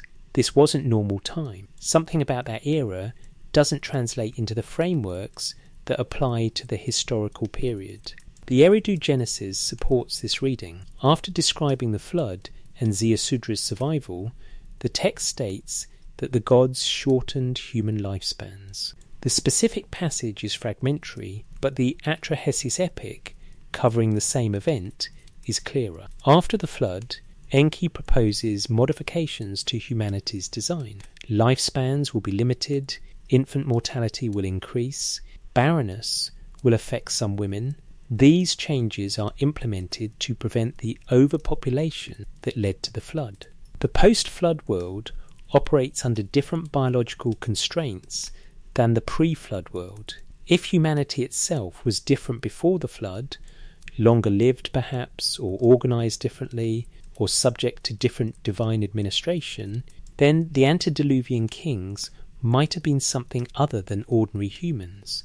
Not gods, necessarily, but not human in the post-flood sense either. The king list's impossible numbers would then document real differences in the pre-flood period's organisation, even if the specific numerical values are stylised or symbolic. This interpretation ventures into territory that makes conventional scholarship uncomfortable. It suggests taking the text's claims about pre-flood difference seriously, which opens questions about what exactly was different and how that difference could be possible. Most academic approaches prefer to resolve the problem through purely mythological or symbolic interpretation. The antediluvian section is theological, not historical. It serves to establish divine origins for kingship.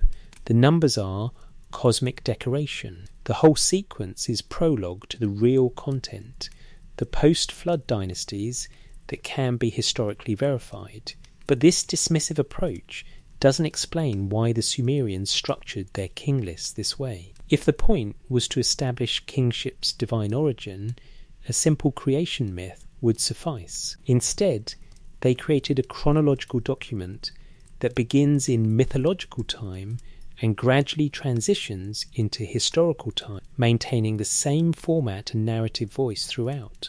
The shift from antediluvian to post-flood sections is marked by a single line, the flood swept over, and then the list continues with the same structure, city names, king names, reign lengths.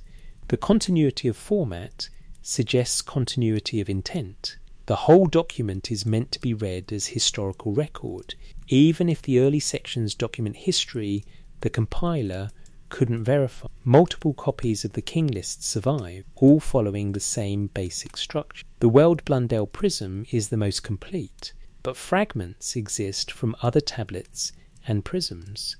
These copies show textual variations, different reign lengths for some kings, different numbers of rulers for some dynasties, but they all include the antediluvian section. All of them begin with kingship descending to Eridu. All of them list the 8 kings, with impossibly long reigns.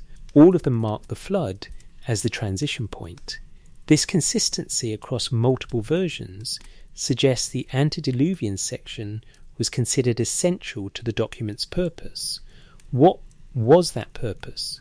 Why did Sumerian scribes working around 2000 BC care about preserving a list of pre-flood kings no one could verify? The political function of king lists is to establish legitimacy. A king claims descent from previous rulers, demonstrating his right to the throne through genealogy.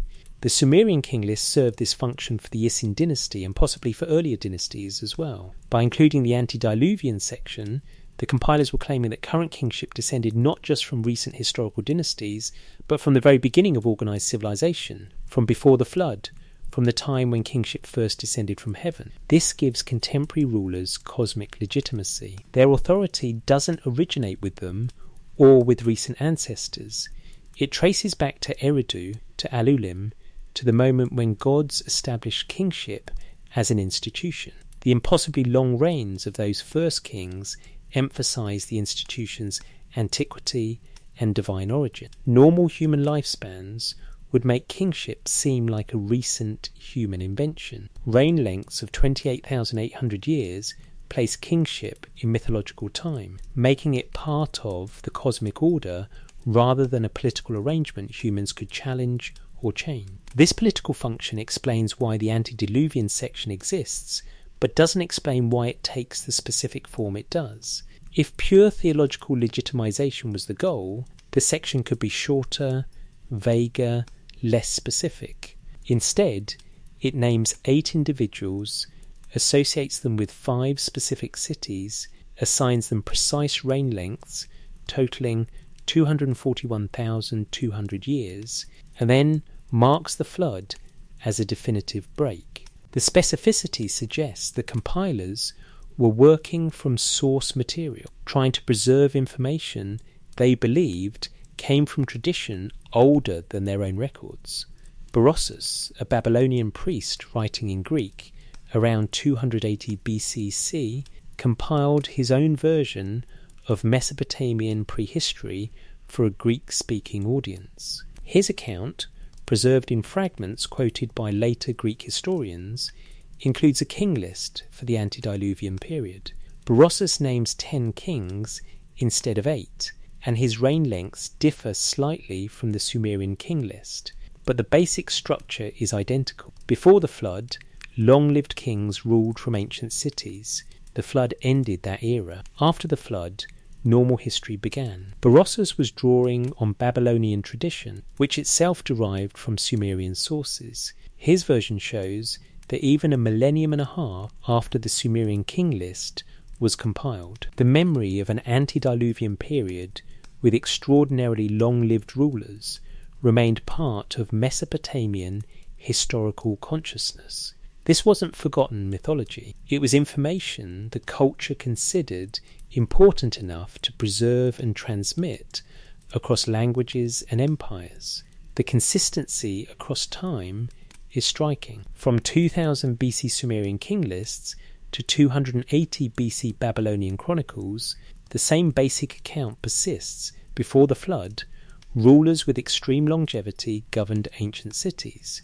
This either represents the most stable mythological tradition in human history, or it represents cultural memory of something real transmitted across more than 2,000 years of political upheaval, language change, and cultural transformation. What might that something real have been? If not literal 28,800-year reigns, then what? One possibility is that the numbers encode information about the duration of a pre-literate civilization. If the antediluvian period represents the time between the first permanent settlements in Mesopotamia around 5400 BC at Eridu and the emergence of Sumerian civilization around 3200 BC with the invention of writing, that's roughly 2,200 years. If the king list compilers knew this period lasted about 2,000 years but had only 8 names preserved from tradition, they might have divided the time period among those 8 names, resulting in reign lengths averaging about 250 years each. But then why multiply those numbers by roughly 100,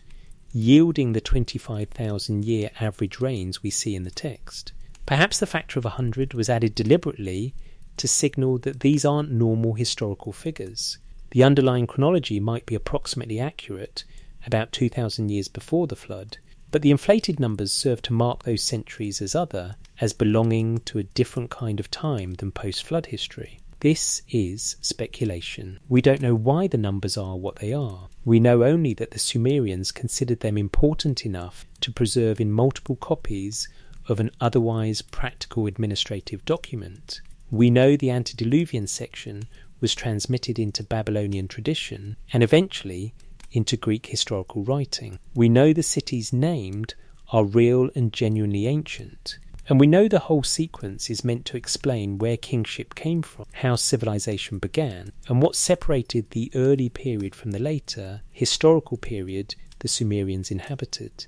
The 8 kings, with impossible reigns, ruled cities before humanity, if we take the creation narratives seriously. They were the divine administrators managing Earth's systems before humans were created to take over that management.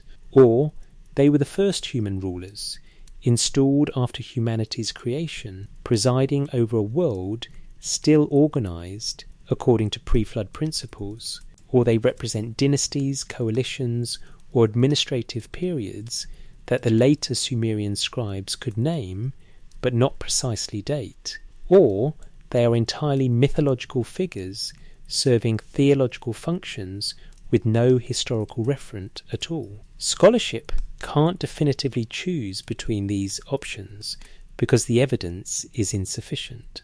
What remains is the text itself, carefully preserved, asserting that before the flood, 8 kings ruled for a combined 241,200 years.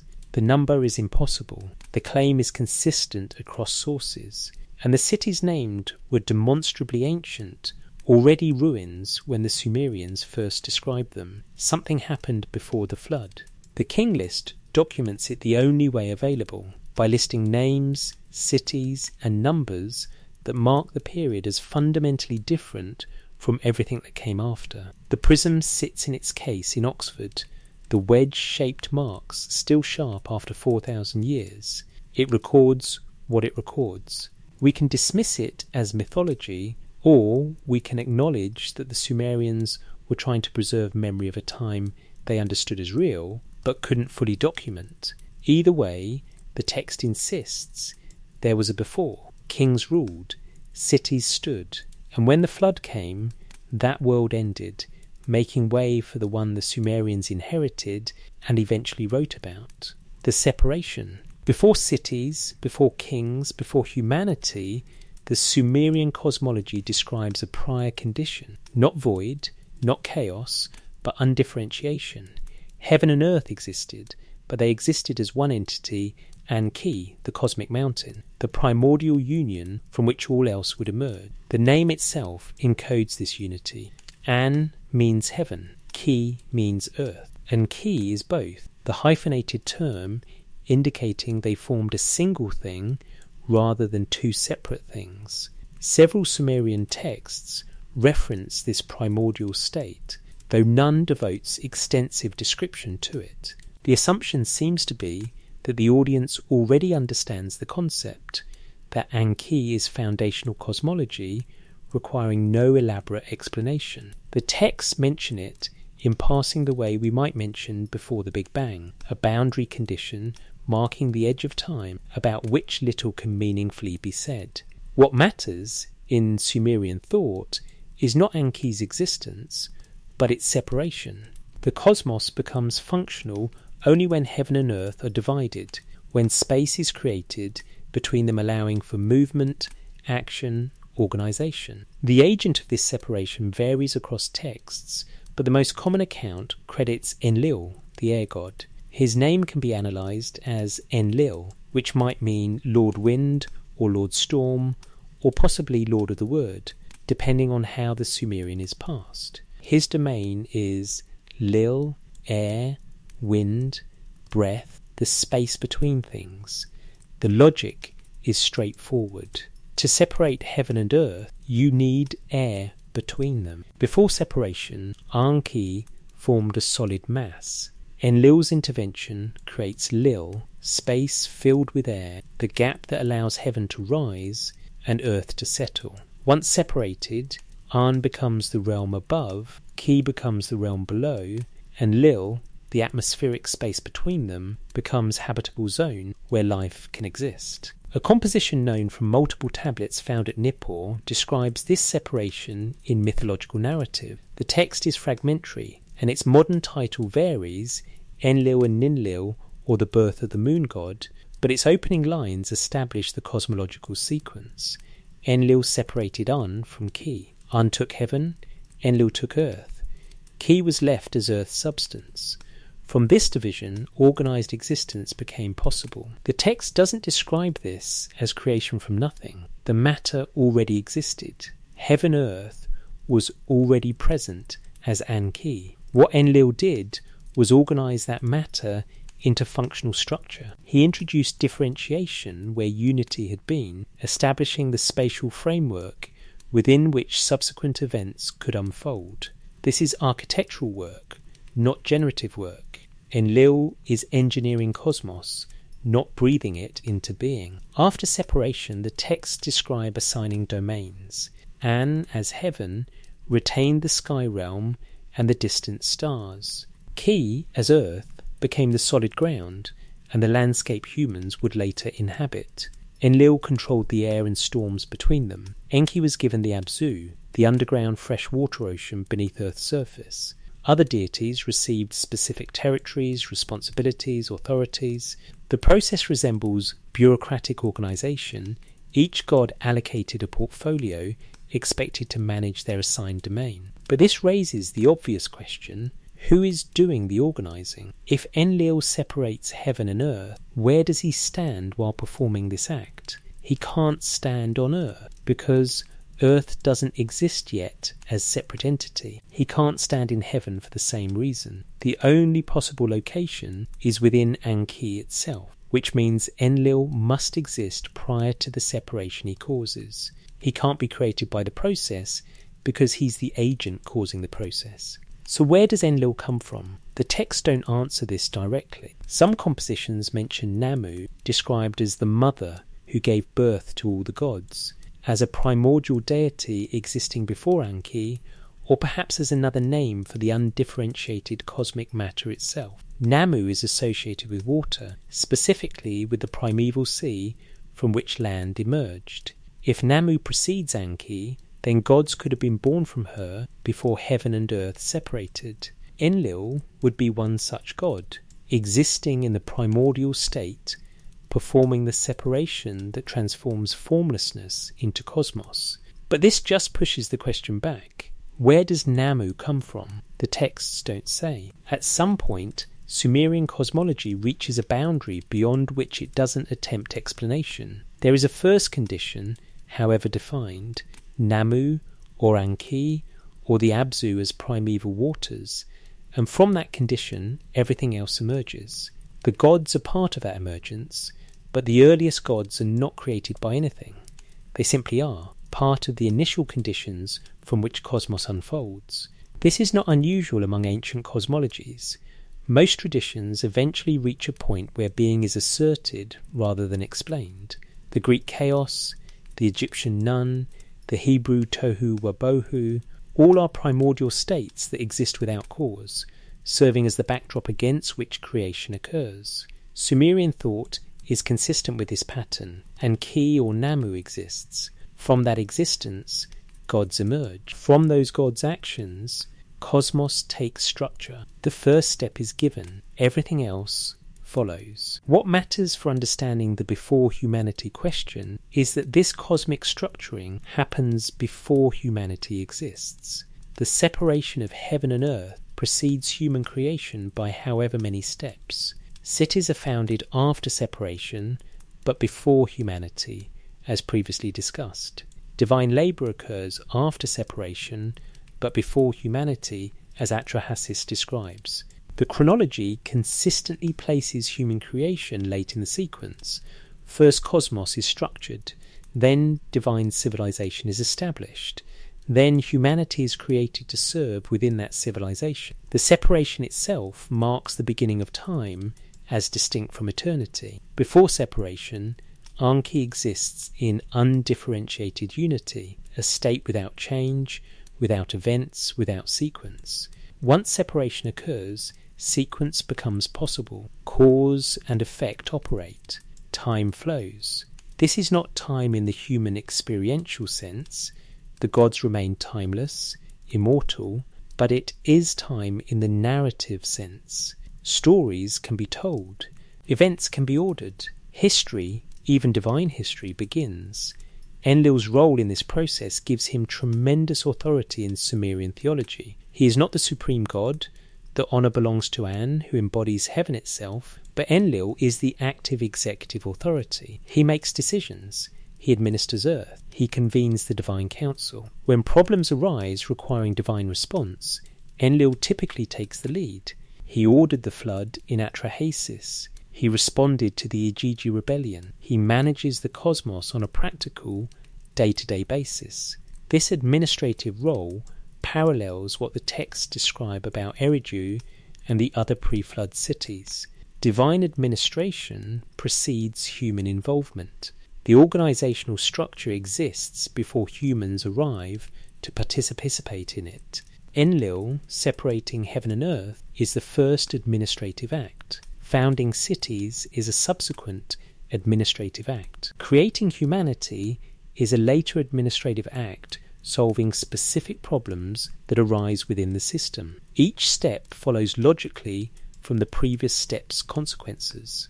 The Barton cylinder, the early hymn to the city of K mentioned previously, provides additional detail about post-separation activities. After Enlil separated An from Ki, the text describes land emerging from water, green growth appearing, animals being created, and finally cities being established at locations deemed sacred.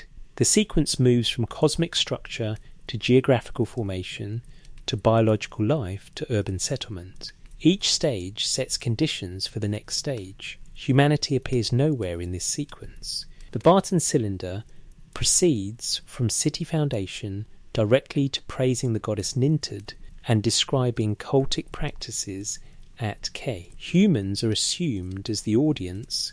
The hymn addresses worshippers, instructs them on proper ritual, but the cosmological narrative doesn't include human origin. We are present by the time the text is being recited, but we are absent from the events the text describes. This pattern repeats across Sumerian cosmological literature. Texts describing cosmic origins rarely mention humanity's creation.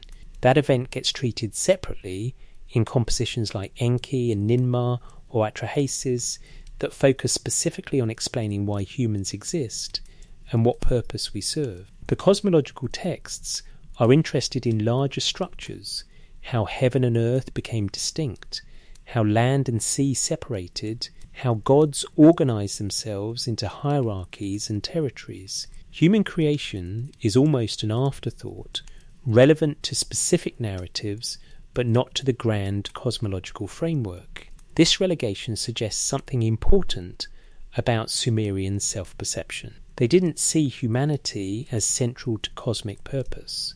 We aren't the reason the universe exists.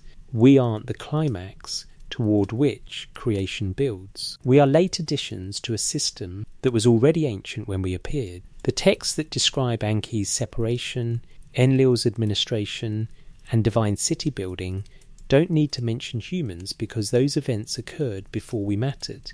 We inherit the consequences but didn't participate in the causes. Modern creation myths, particularly those from Abrahamic tradition, tend to make humanity central. The cosmos exists so humans can exist. God creates the world as a stage for human drama. Everything builds toward humanity's appearance and humanity's choices.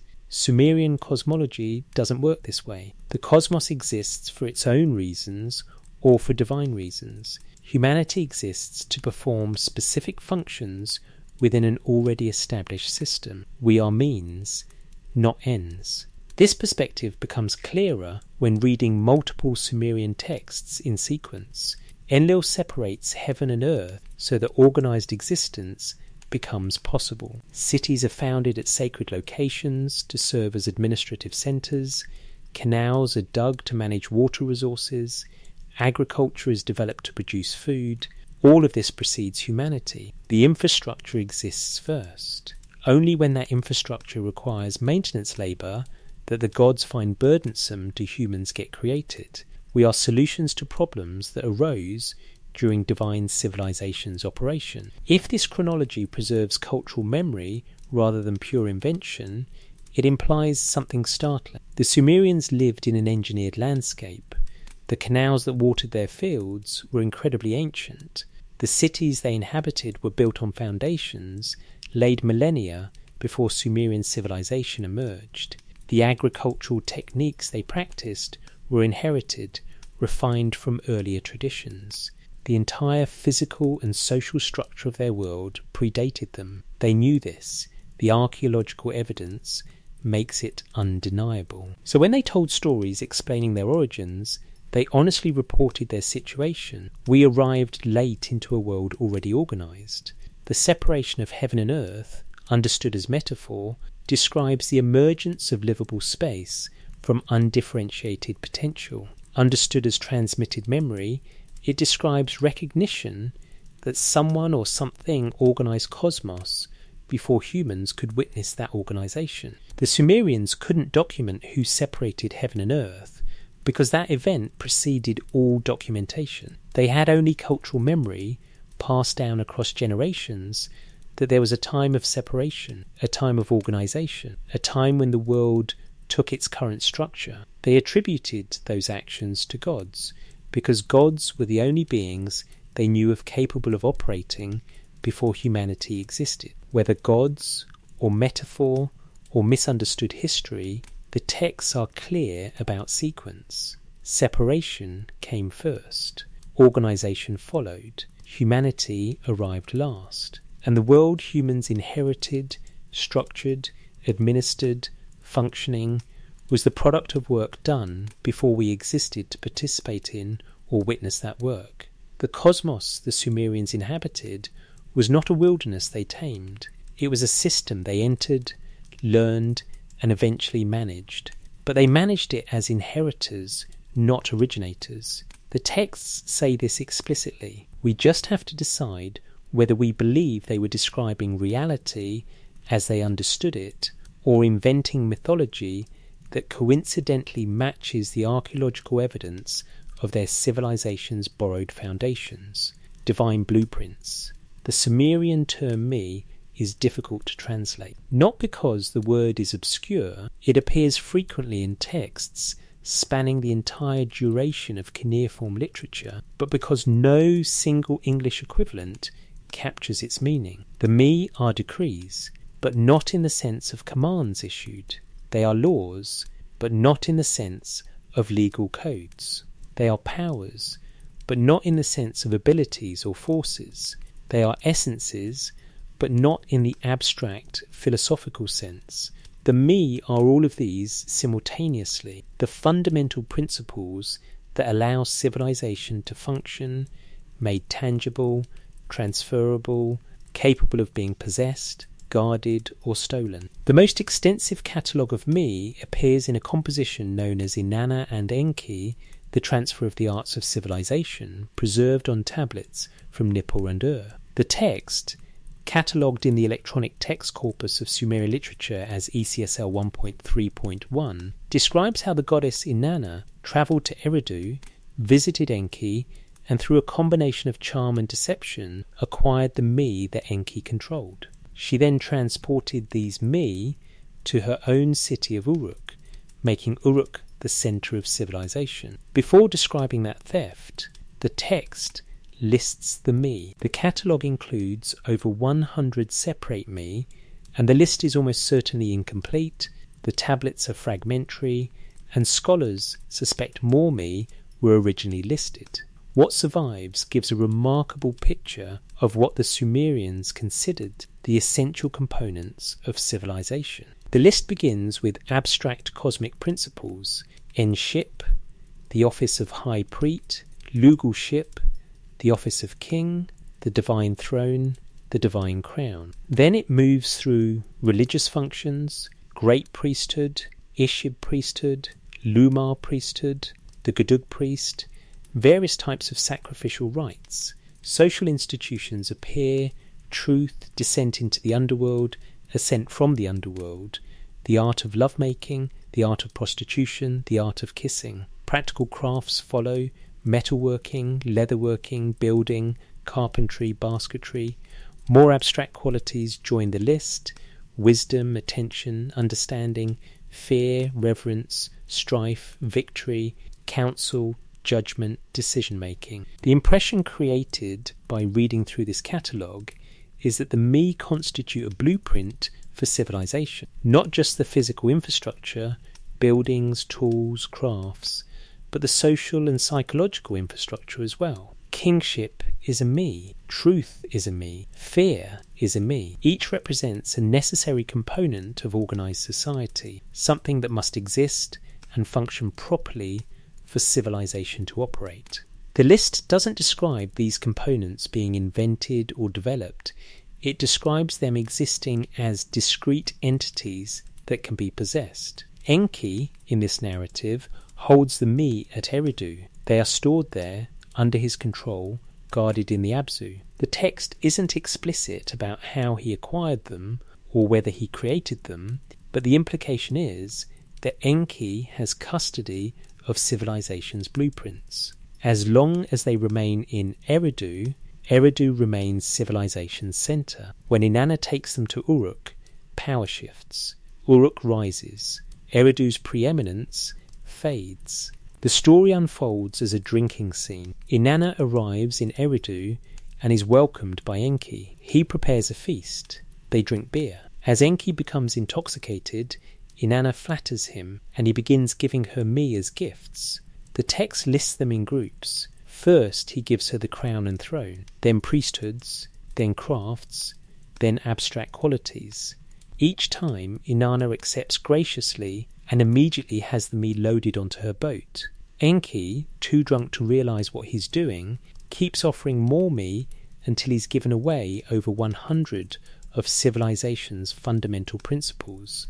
When Enki sobers, he realises what he's done. He sends his servant Isimud to retrieve the me before Inanna reaches Uruk. Isimud catches up to her boat at various stopping points along the journey from Eridu to Uruk. The text names 7 locations, but at each stop, Inanna refuses to return the me. She claims they were gifts, given freely, witnessed by the Abzu and the rivers. Enki has no legal ground to demand their return. By the time Isimud exhausts his arguments, Inanna has reached Uruk. She unloads the me into her city's temples. The transfer is complete. Uruk becomes the new centre of civilization. On the surface, this is a charming mythological narrative explaining political shifts between Sumerian cities. Eridu's early dominance gave way to Uruk's later prominence, and the me transfer story accounts for that change in fortune. The humour of Enki being outwitted by a clever goddess makes the story entertaining. The political function is clear. Uruk's priests and kings claimed legitimate authority because their city held the me, not through conquest, but through divine gift. But beneath that surface narrative, the story reveals important assumptions about how the Sumerians understood civilization. The me are not human inventions. They exist prior to human involvement. They are divine possessions created or held by gods, transferred between gods according to divine politics. When humans practice metalworking or establish kingship or construct buildings, they are not inventing those practices, they are activating me that already exist. Human civilization is the implementation of pre-existing blueprints, not the gradual development of new capabilities through trial and error. This framework makes sense of archaeological anomalies that trouble conventional narratives of civilization's emergence. Sumerian civilization appears suddenly around 3200 BC with the invention of writing. Within a few centuries, we have complex urban planning, sophisticated metallurgy, advanced mathematics, astronomical observation, legal codes, religious institutions, monumental architecture. The standard explanation is that these developments occurred gradually during the Politerate period, and writing simply makes them visible to us for the first time. Archaeological evidence supports gradual development, pottery styles evolve over centuries, building techniques improve incrementally, tool types slowly change. But some elements do appear remarkably fully formed. Sumerian mathematics used a base 60 system that remains through Babylonian transmission, the basis of our timekeeping, 60 seconds, 60 minutes, 360 degrees in a circle. This system was sophisticated from the earliest texts that document it. Place value notation, which took other cultures millennia to develop, appears to be inherent in Sumerian numerical writing from the start. The administrative texts from 3200 BC show competent bureaucratic practice, organised record keeping, complex economic calculations, standardised measures.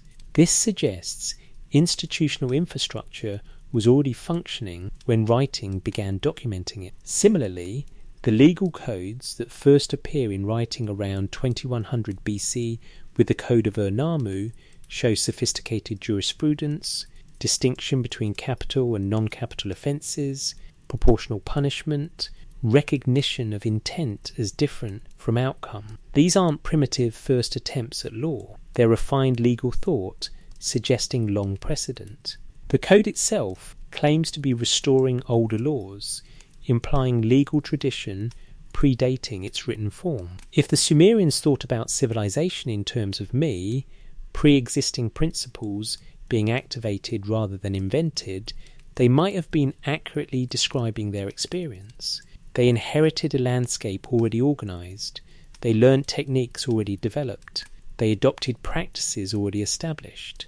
Writing, when it emerged, didn't create these practices. It documented them. The me framework acknowledges this.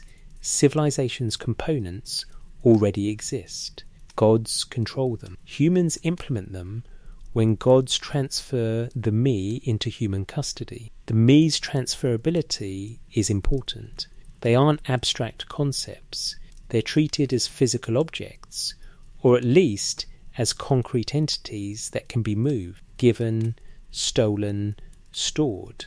Inanna loads them onto her boat. Enki keeps them in the Abzu. This concreteness suggests the Sumerians understood the me as something like knowledge, but not internal knowledge, external knowledge. Knowledge encoded in objects, practices, institutions.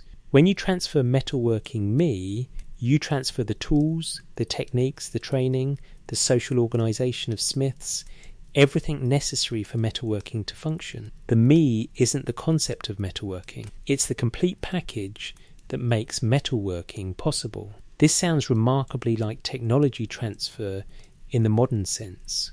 When a developed nation assists a developing nation with agricultural improvement, they don't just explain farming. They provide seeds, equipment, training programs, organisational models, market access. The full package is necessary. Explaining alone doesn't work. The concept without implementation infrastructure is useless. The Sumerian me might represent this understanding. Civilization requires not just knowing about things, but having the complete systems that make things operational. If the me existed before humanity, as the texts consistently suggest, then someone or something established those systems before humans arrived. The gods, according to the narratives.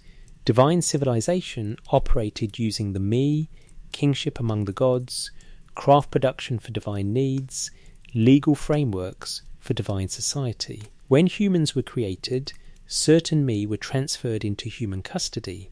We were given the blueprints necessary to maintain the systems the gods had been operating. The me made human civilization possible because they provided ready-made institutional frameworks we could adopt and adapt. This interpretation treats the texts as preserving practical information encoded in mythological language. Divine possession of me represents the reality that Sumerian civilization's fundamental structures predated Sumerian historical records. Human acquisition of me represents the reality that Sumerians inherited rather than invented their civilization. The me transfer stories document the transmission of knowledge across some cultural boundary, whether from pre-Sumerian populations to Sumerian populations, or from earlier eras to later eras, or through some other mechanism the text can only describe as divine gift. Evidence for such transfer exists archaeologically. The Sumerians didn't invent urban life, irrigation agriculture, or monumental architecture. The Ubaid culture practiced all three before Sumerian language and culture emerged. What the Sumerians added was writing, which allowed documentation of practices that previously relied on oral transmission and apprenticeship. Writing didn't create civilization, it made civilization visible to future historians. The Sumerians knew this. They knew their practices were old. The me framework acknowledges the age by locating civilization's origins with the gods, which is another way of saying we don't know when this started, but it was before us. Another composition, Enki and the World Order, Kisi 1113, describes Enki travelling throughout the known world assigning me to various locations and deities. He goes to Sumer and establishes its agriculture. He goes to Ur and establishes its temple. He visits Meluhar, possibly the Indus Valley, and organises its trade. He assigns me for animal husbandry, for fishing, for weaving, for writing. The text presents this as cosmic organisation, Enki establishing the proper function of each region, ensuring the world operates according to divine plan. But embedded in this mythological narrative is practical knowledge. The text knows that different regions specialise in different products. It understands trade routes and economic interdependencies. It recognises that civilization requires multiple specialised activities functioning together. The Me framework organises this complexity into manageable concepts. Each Me represents one necessary function. Enki's assignment of Me represents the organisation of those functions into a working system. If we strip away the mythological language, what remains is a description of how civilization works. Multiple specialised activities, organised according to established principles, coordinated through recognised institutions, producing goods and services that sustain complex society. The Sumerians didn't invent this system ex nihilo. They inherited its structure, possibly modified its details, and certainly documented it extensively once writing became available. The Me represent their conceptual framework for understanding what they'd inherited. The Me also explain why the Sumerians were comfortable with the idea that civilization existed before humanity. If civilization is the implementation of Me, and Me are divine possessions, then divine civilization would consist of the gods implementing Me for themselves. When gods dig canals, practice metalworking, establish laws, build cities, all activities Atrahasis and other texts attribute to the pre-human period, they're using the same Me humans would later use. The difference isn't the nature of civilization. The difference is who's operating it. Before humanity, gods operated the Me. After humanity's creation, humans operate the Me under divine supervision. The transfer of labour, documented in Atrahasis, corresponds to a transfer of Me from divine implementation to human implementation. This framework makes the texts internally consistent. The gods had civilization before humans existed. That civilization required work the gods eventually found burdensome. Humans were created to take over that work. Part of taking over the work meant receiving the Me necessary to perform it. Inanna's acquisition of Me from Enki symbolically recapitulates humanity's acquisition of Me from divine custody. The boat journey from Eridu to Uruk parallels the transfer of civilization's operation from divine hands to human hands. Whether this represents historical memory encoded in mythology or pure theological invention matters less than what it reveals about Sumerian self-understanding. They saw themselves as operators of systems they didn't originate. They understood their civilization as transmitted rather than invented. They conceptualized that transmission through the Me divine blueprints that made civilization possible when properly implemented, and they consistently located those blueprints' origins in divine possession, which meant locating civilization's origins in the time before humanity, when gods alone populated Earth and established the infrastructure humans would later inherit.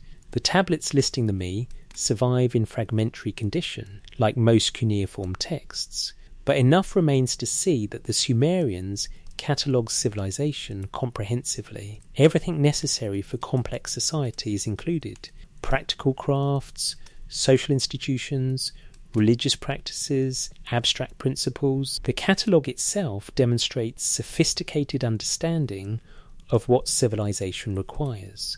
This wasn't naive ancient thinking. This was systematic analysis of social complexity, expressed in a theological framework that acknowledged civilization's antiquity by attributing its origin to deities existing before humanity's creation.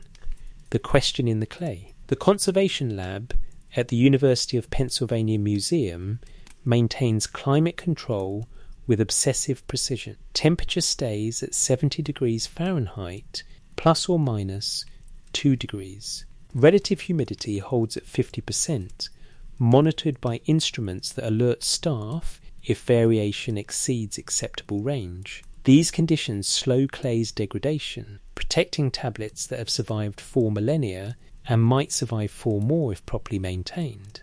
CBS 10673 rests in a storage drawer designed to minimize handling. The tablet is fragile, not brittle, but vulnerable to oils from human skin, to pressure that might crack weakened areas, to any stress that accumulated age makes dangerous. Conservators handle it rarely, only when scholarship requires direct examination that photography cannot provide. Most researchers work from photographs and published translations, leaving the physical tablet undisturbed in its climate-controlled darkness. The cuneiform marks pressed into CBS 10673's surface remain sharp where the clay is intact. A reed stylus created these impressions 3,700 years ago, pressing wedge-shaped marks into wet clay that was then baked hard. The scribe who wrote this tablet is anonymous. Sumerian scribes rarely signed their work unless producing royal inscriptions or literary compositions meant for prestige. Administrative texts and religious texts bore no attribution. The scribe's hand can be analysed. Specialists recognise individual writing styles, can sometimes identify when the same scribe produced multiple tablets, but the person's name is lost. What survives is what that scribe chose to preserve. The Eridogenesis, as modern scholars call it, the story of cities existing before humanity, the account of kingship descending from heaven, the narrative of divine ordinances being established, the brief mention of mankind being given breath, the flood sweeping over, Ziusudra surviving. This sequence, important enough that someone copied it from older sources, transmitting forward what had been transmitted to them from earlier generations. How many copying generations separated the 1600 B's tablet from the events it describes? If the text preserves historical memory from the Ubaid period, the gap spans at least 2,000 years, 2 millennia of oral transmission before writing existed, then another 1,000 years of written transmission before CBS 1673 was inscribed. 40 or 50 generations of scribes copying older tablets, generation after generation maintaining the narrative because it mattered to preserve this particular account of origins. The question pressed into that clay is simple but profound. What happened here before we arrived? The text answers that question with specifics, cities, kingship, divine ordinances, then humanity. The mainstream interpretation calls this mythology, symbolic narrative serving theological and social functions. The alternative interpretation calls this historical memory, preserved across catastrophic transition, encoding genuine consciousness that Sumerian civilization inherited rather than invented its foundations. Both interpretations can't be simultaneously correct in their full forms. Either the texts are pure invention or they preserve historical consciousness. But perhaps the binary is false. Perhaps the texts do both, invent theological framework while genuinely preserving cultural memory that civilization came from sources beyond direct Sumerian knowledge. The invention would be the gods, the divine actors, the cosmic scale. The memory would be the sequence, the acknowledgement that cities predated Sumerian occupation, that systems predated Sumerian operation, that knowledge came from before. If this reading is correct, the Sumerian texts represent one of humanity's earliest attempts to document historical consciousness. Not history in the modern sense, events with dates and verified details, but consciousness of being embedded in time, of inheriting from the past, of occupying a position in a sequence that extended before living memory. The texts acknowledge limits of knowledge. They honestly report that cities existed before kingship descended. They admit that humanity appears late in a sequence of cosmic organisation. They recognise that wisdom comes from sources beyond present capacity to verify. This honesty is remarkable. It would be easier, more flattering to Sumerian pride, to claim they invented everything, to present Sumerian civilization as originating from nothing, creating writing and mathematics, and law ex nihilo through pure genius. Some civilizations made such claims. The Sumerians didn't. They consistently attributed civilization's foundations to sources beyond themselves, to gods, to pre-flood sages, to antediluvian kings, to divine gifts transmitted through catastrophic transition. Whatever their motivation for this attribution, it represents acknowledgement that they were not beginners but continuers. The archaeological evidence supports this self-understanding. The Sumerians did inherit. The cities were old.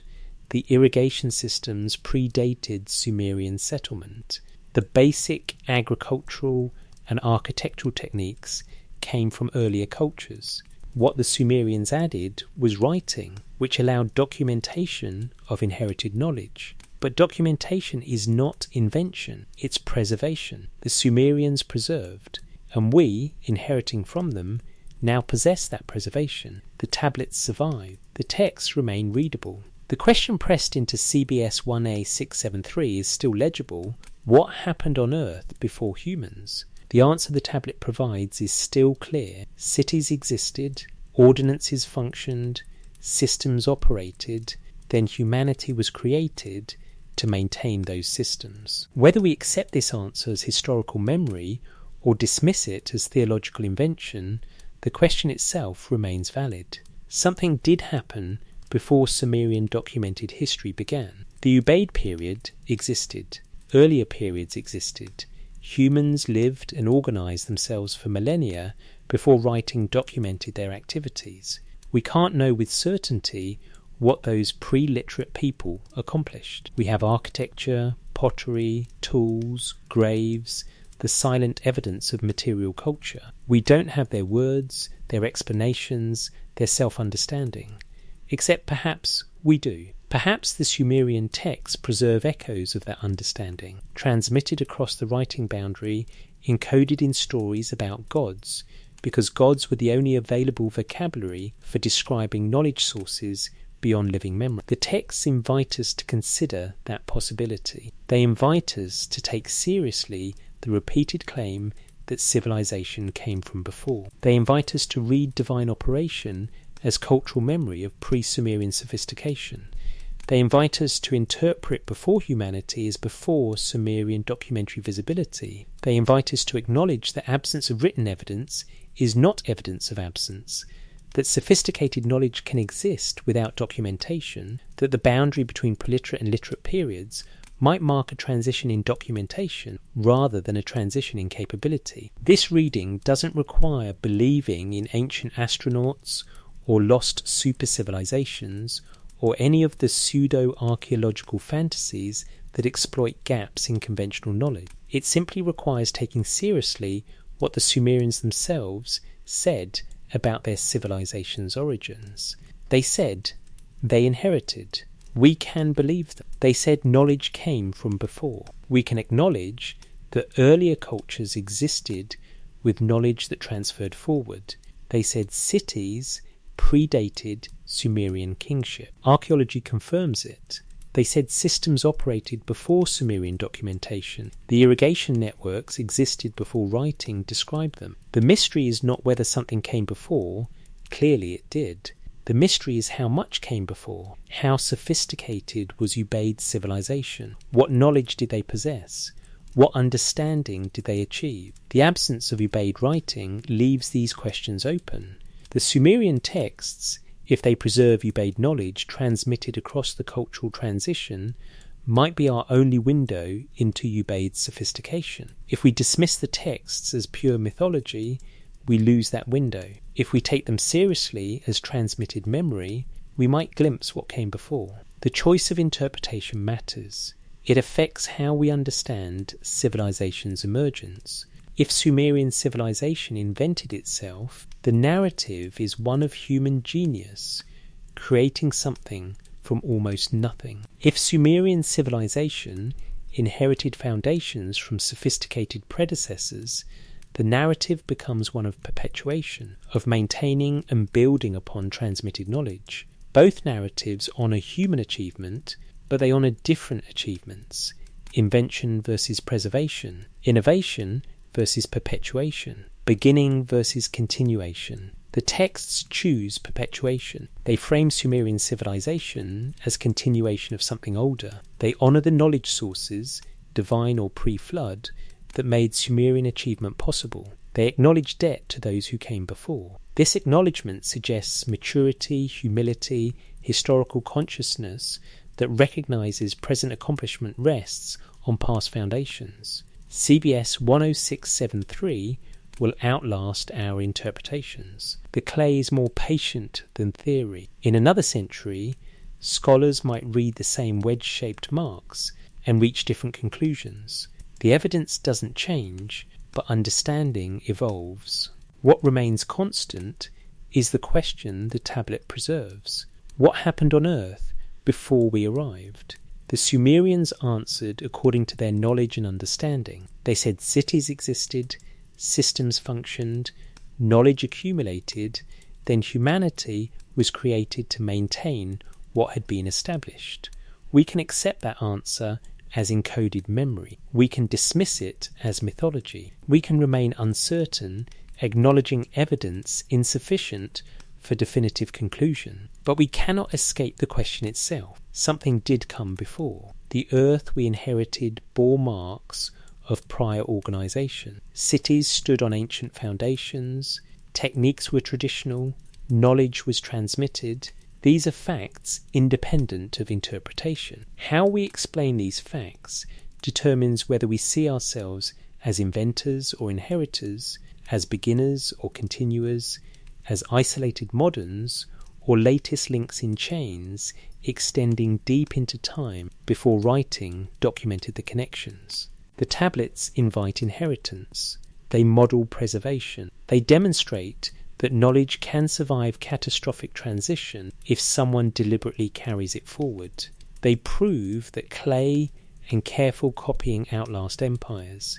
They remind us that what seems ancient to us seemed ancient even to those who lived 4,000 years ago. There has always been a before. There will always be questions about what happened during that before. And there will always be those who preserve what knowledge survived the gaps, who maintain the transmission, who carry forward what came from earlier into the present and toward whatever future inherits from us. Rest now, knowing that questions can remain open, that mysteries need not resolve, that the clay beneath Philadelphia will keep its marks and its secrets with equal patience, waiting in darkness for whoever comes next to ask what happened here before we arrived.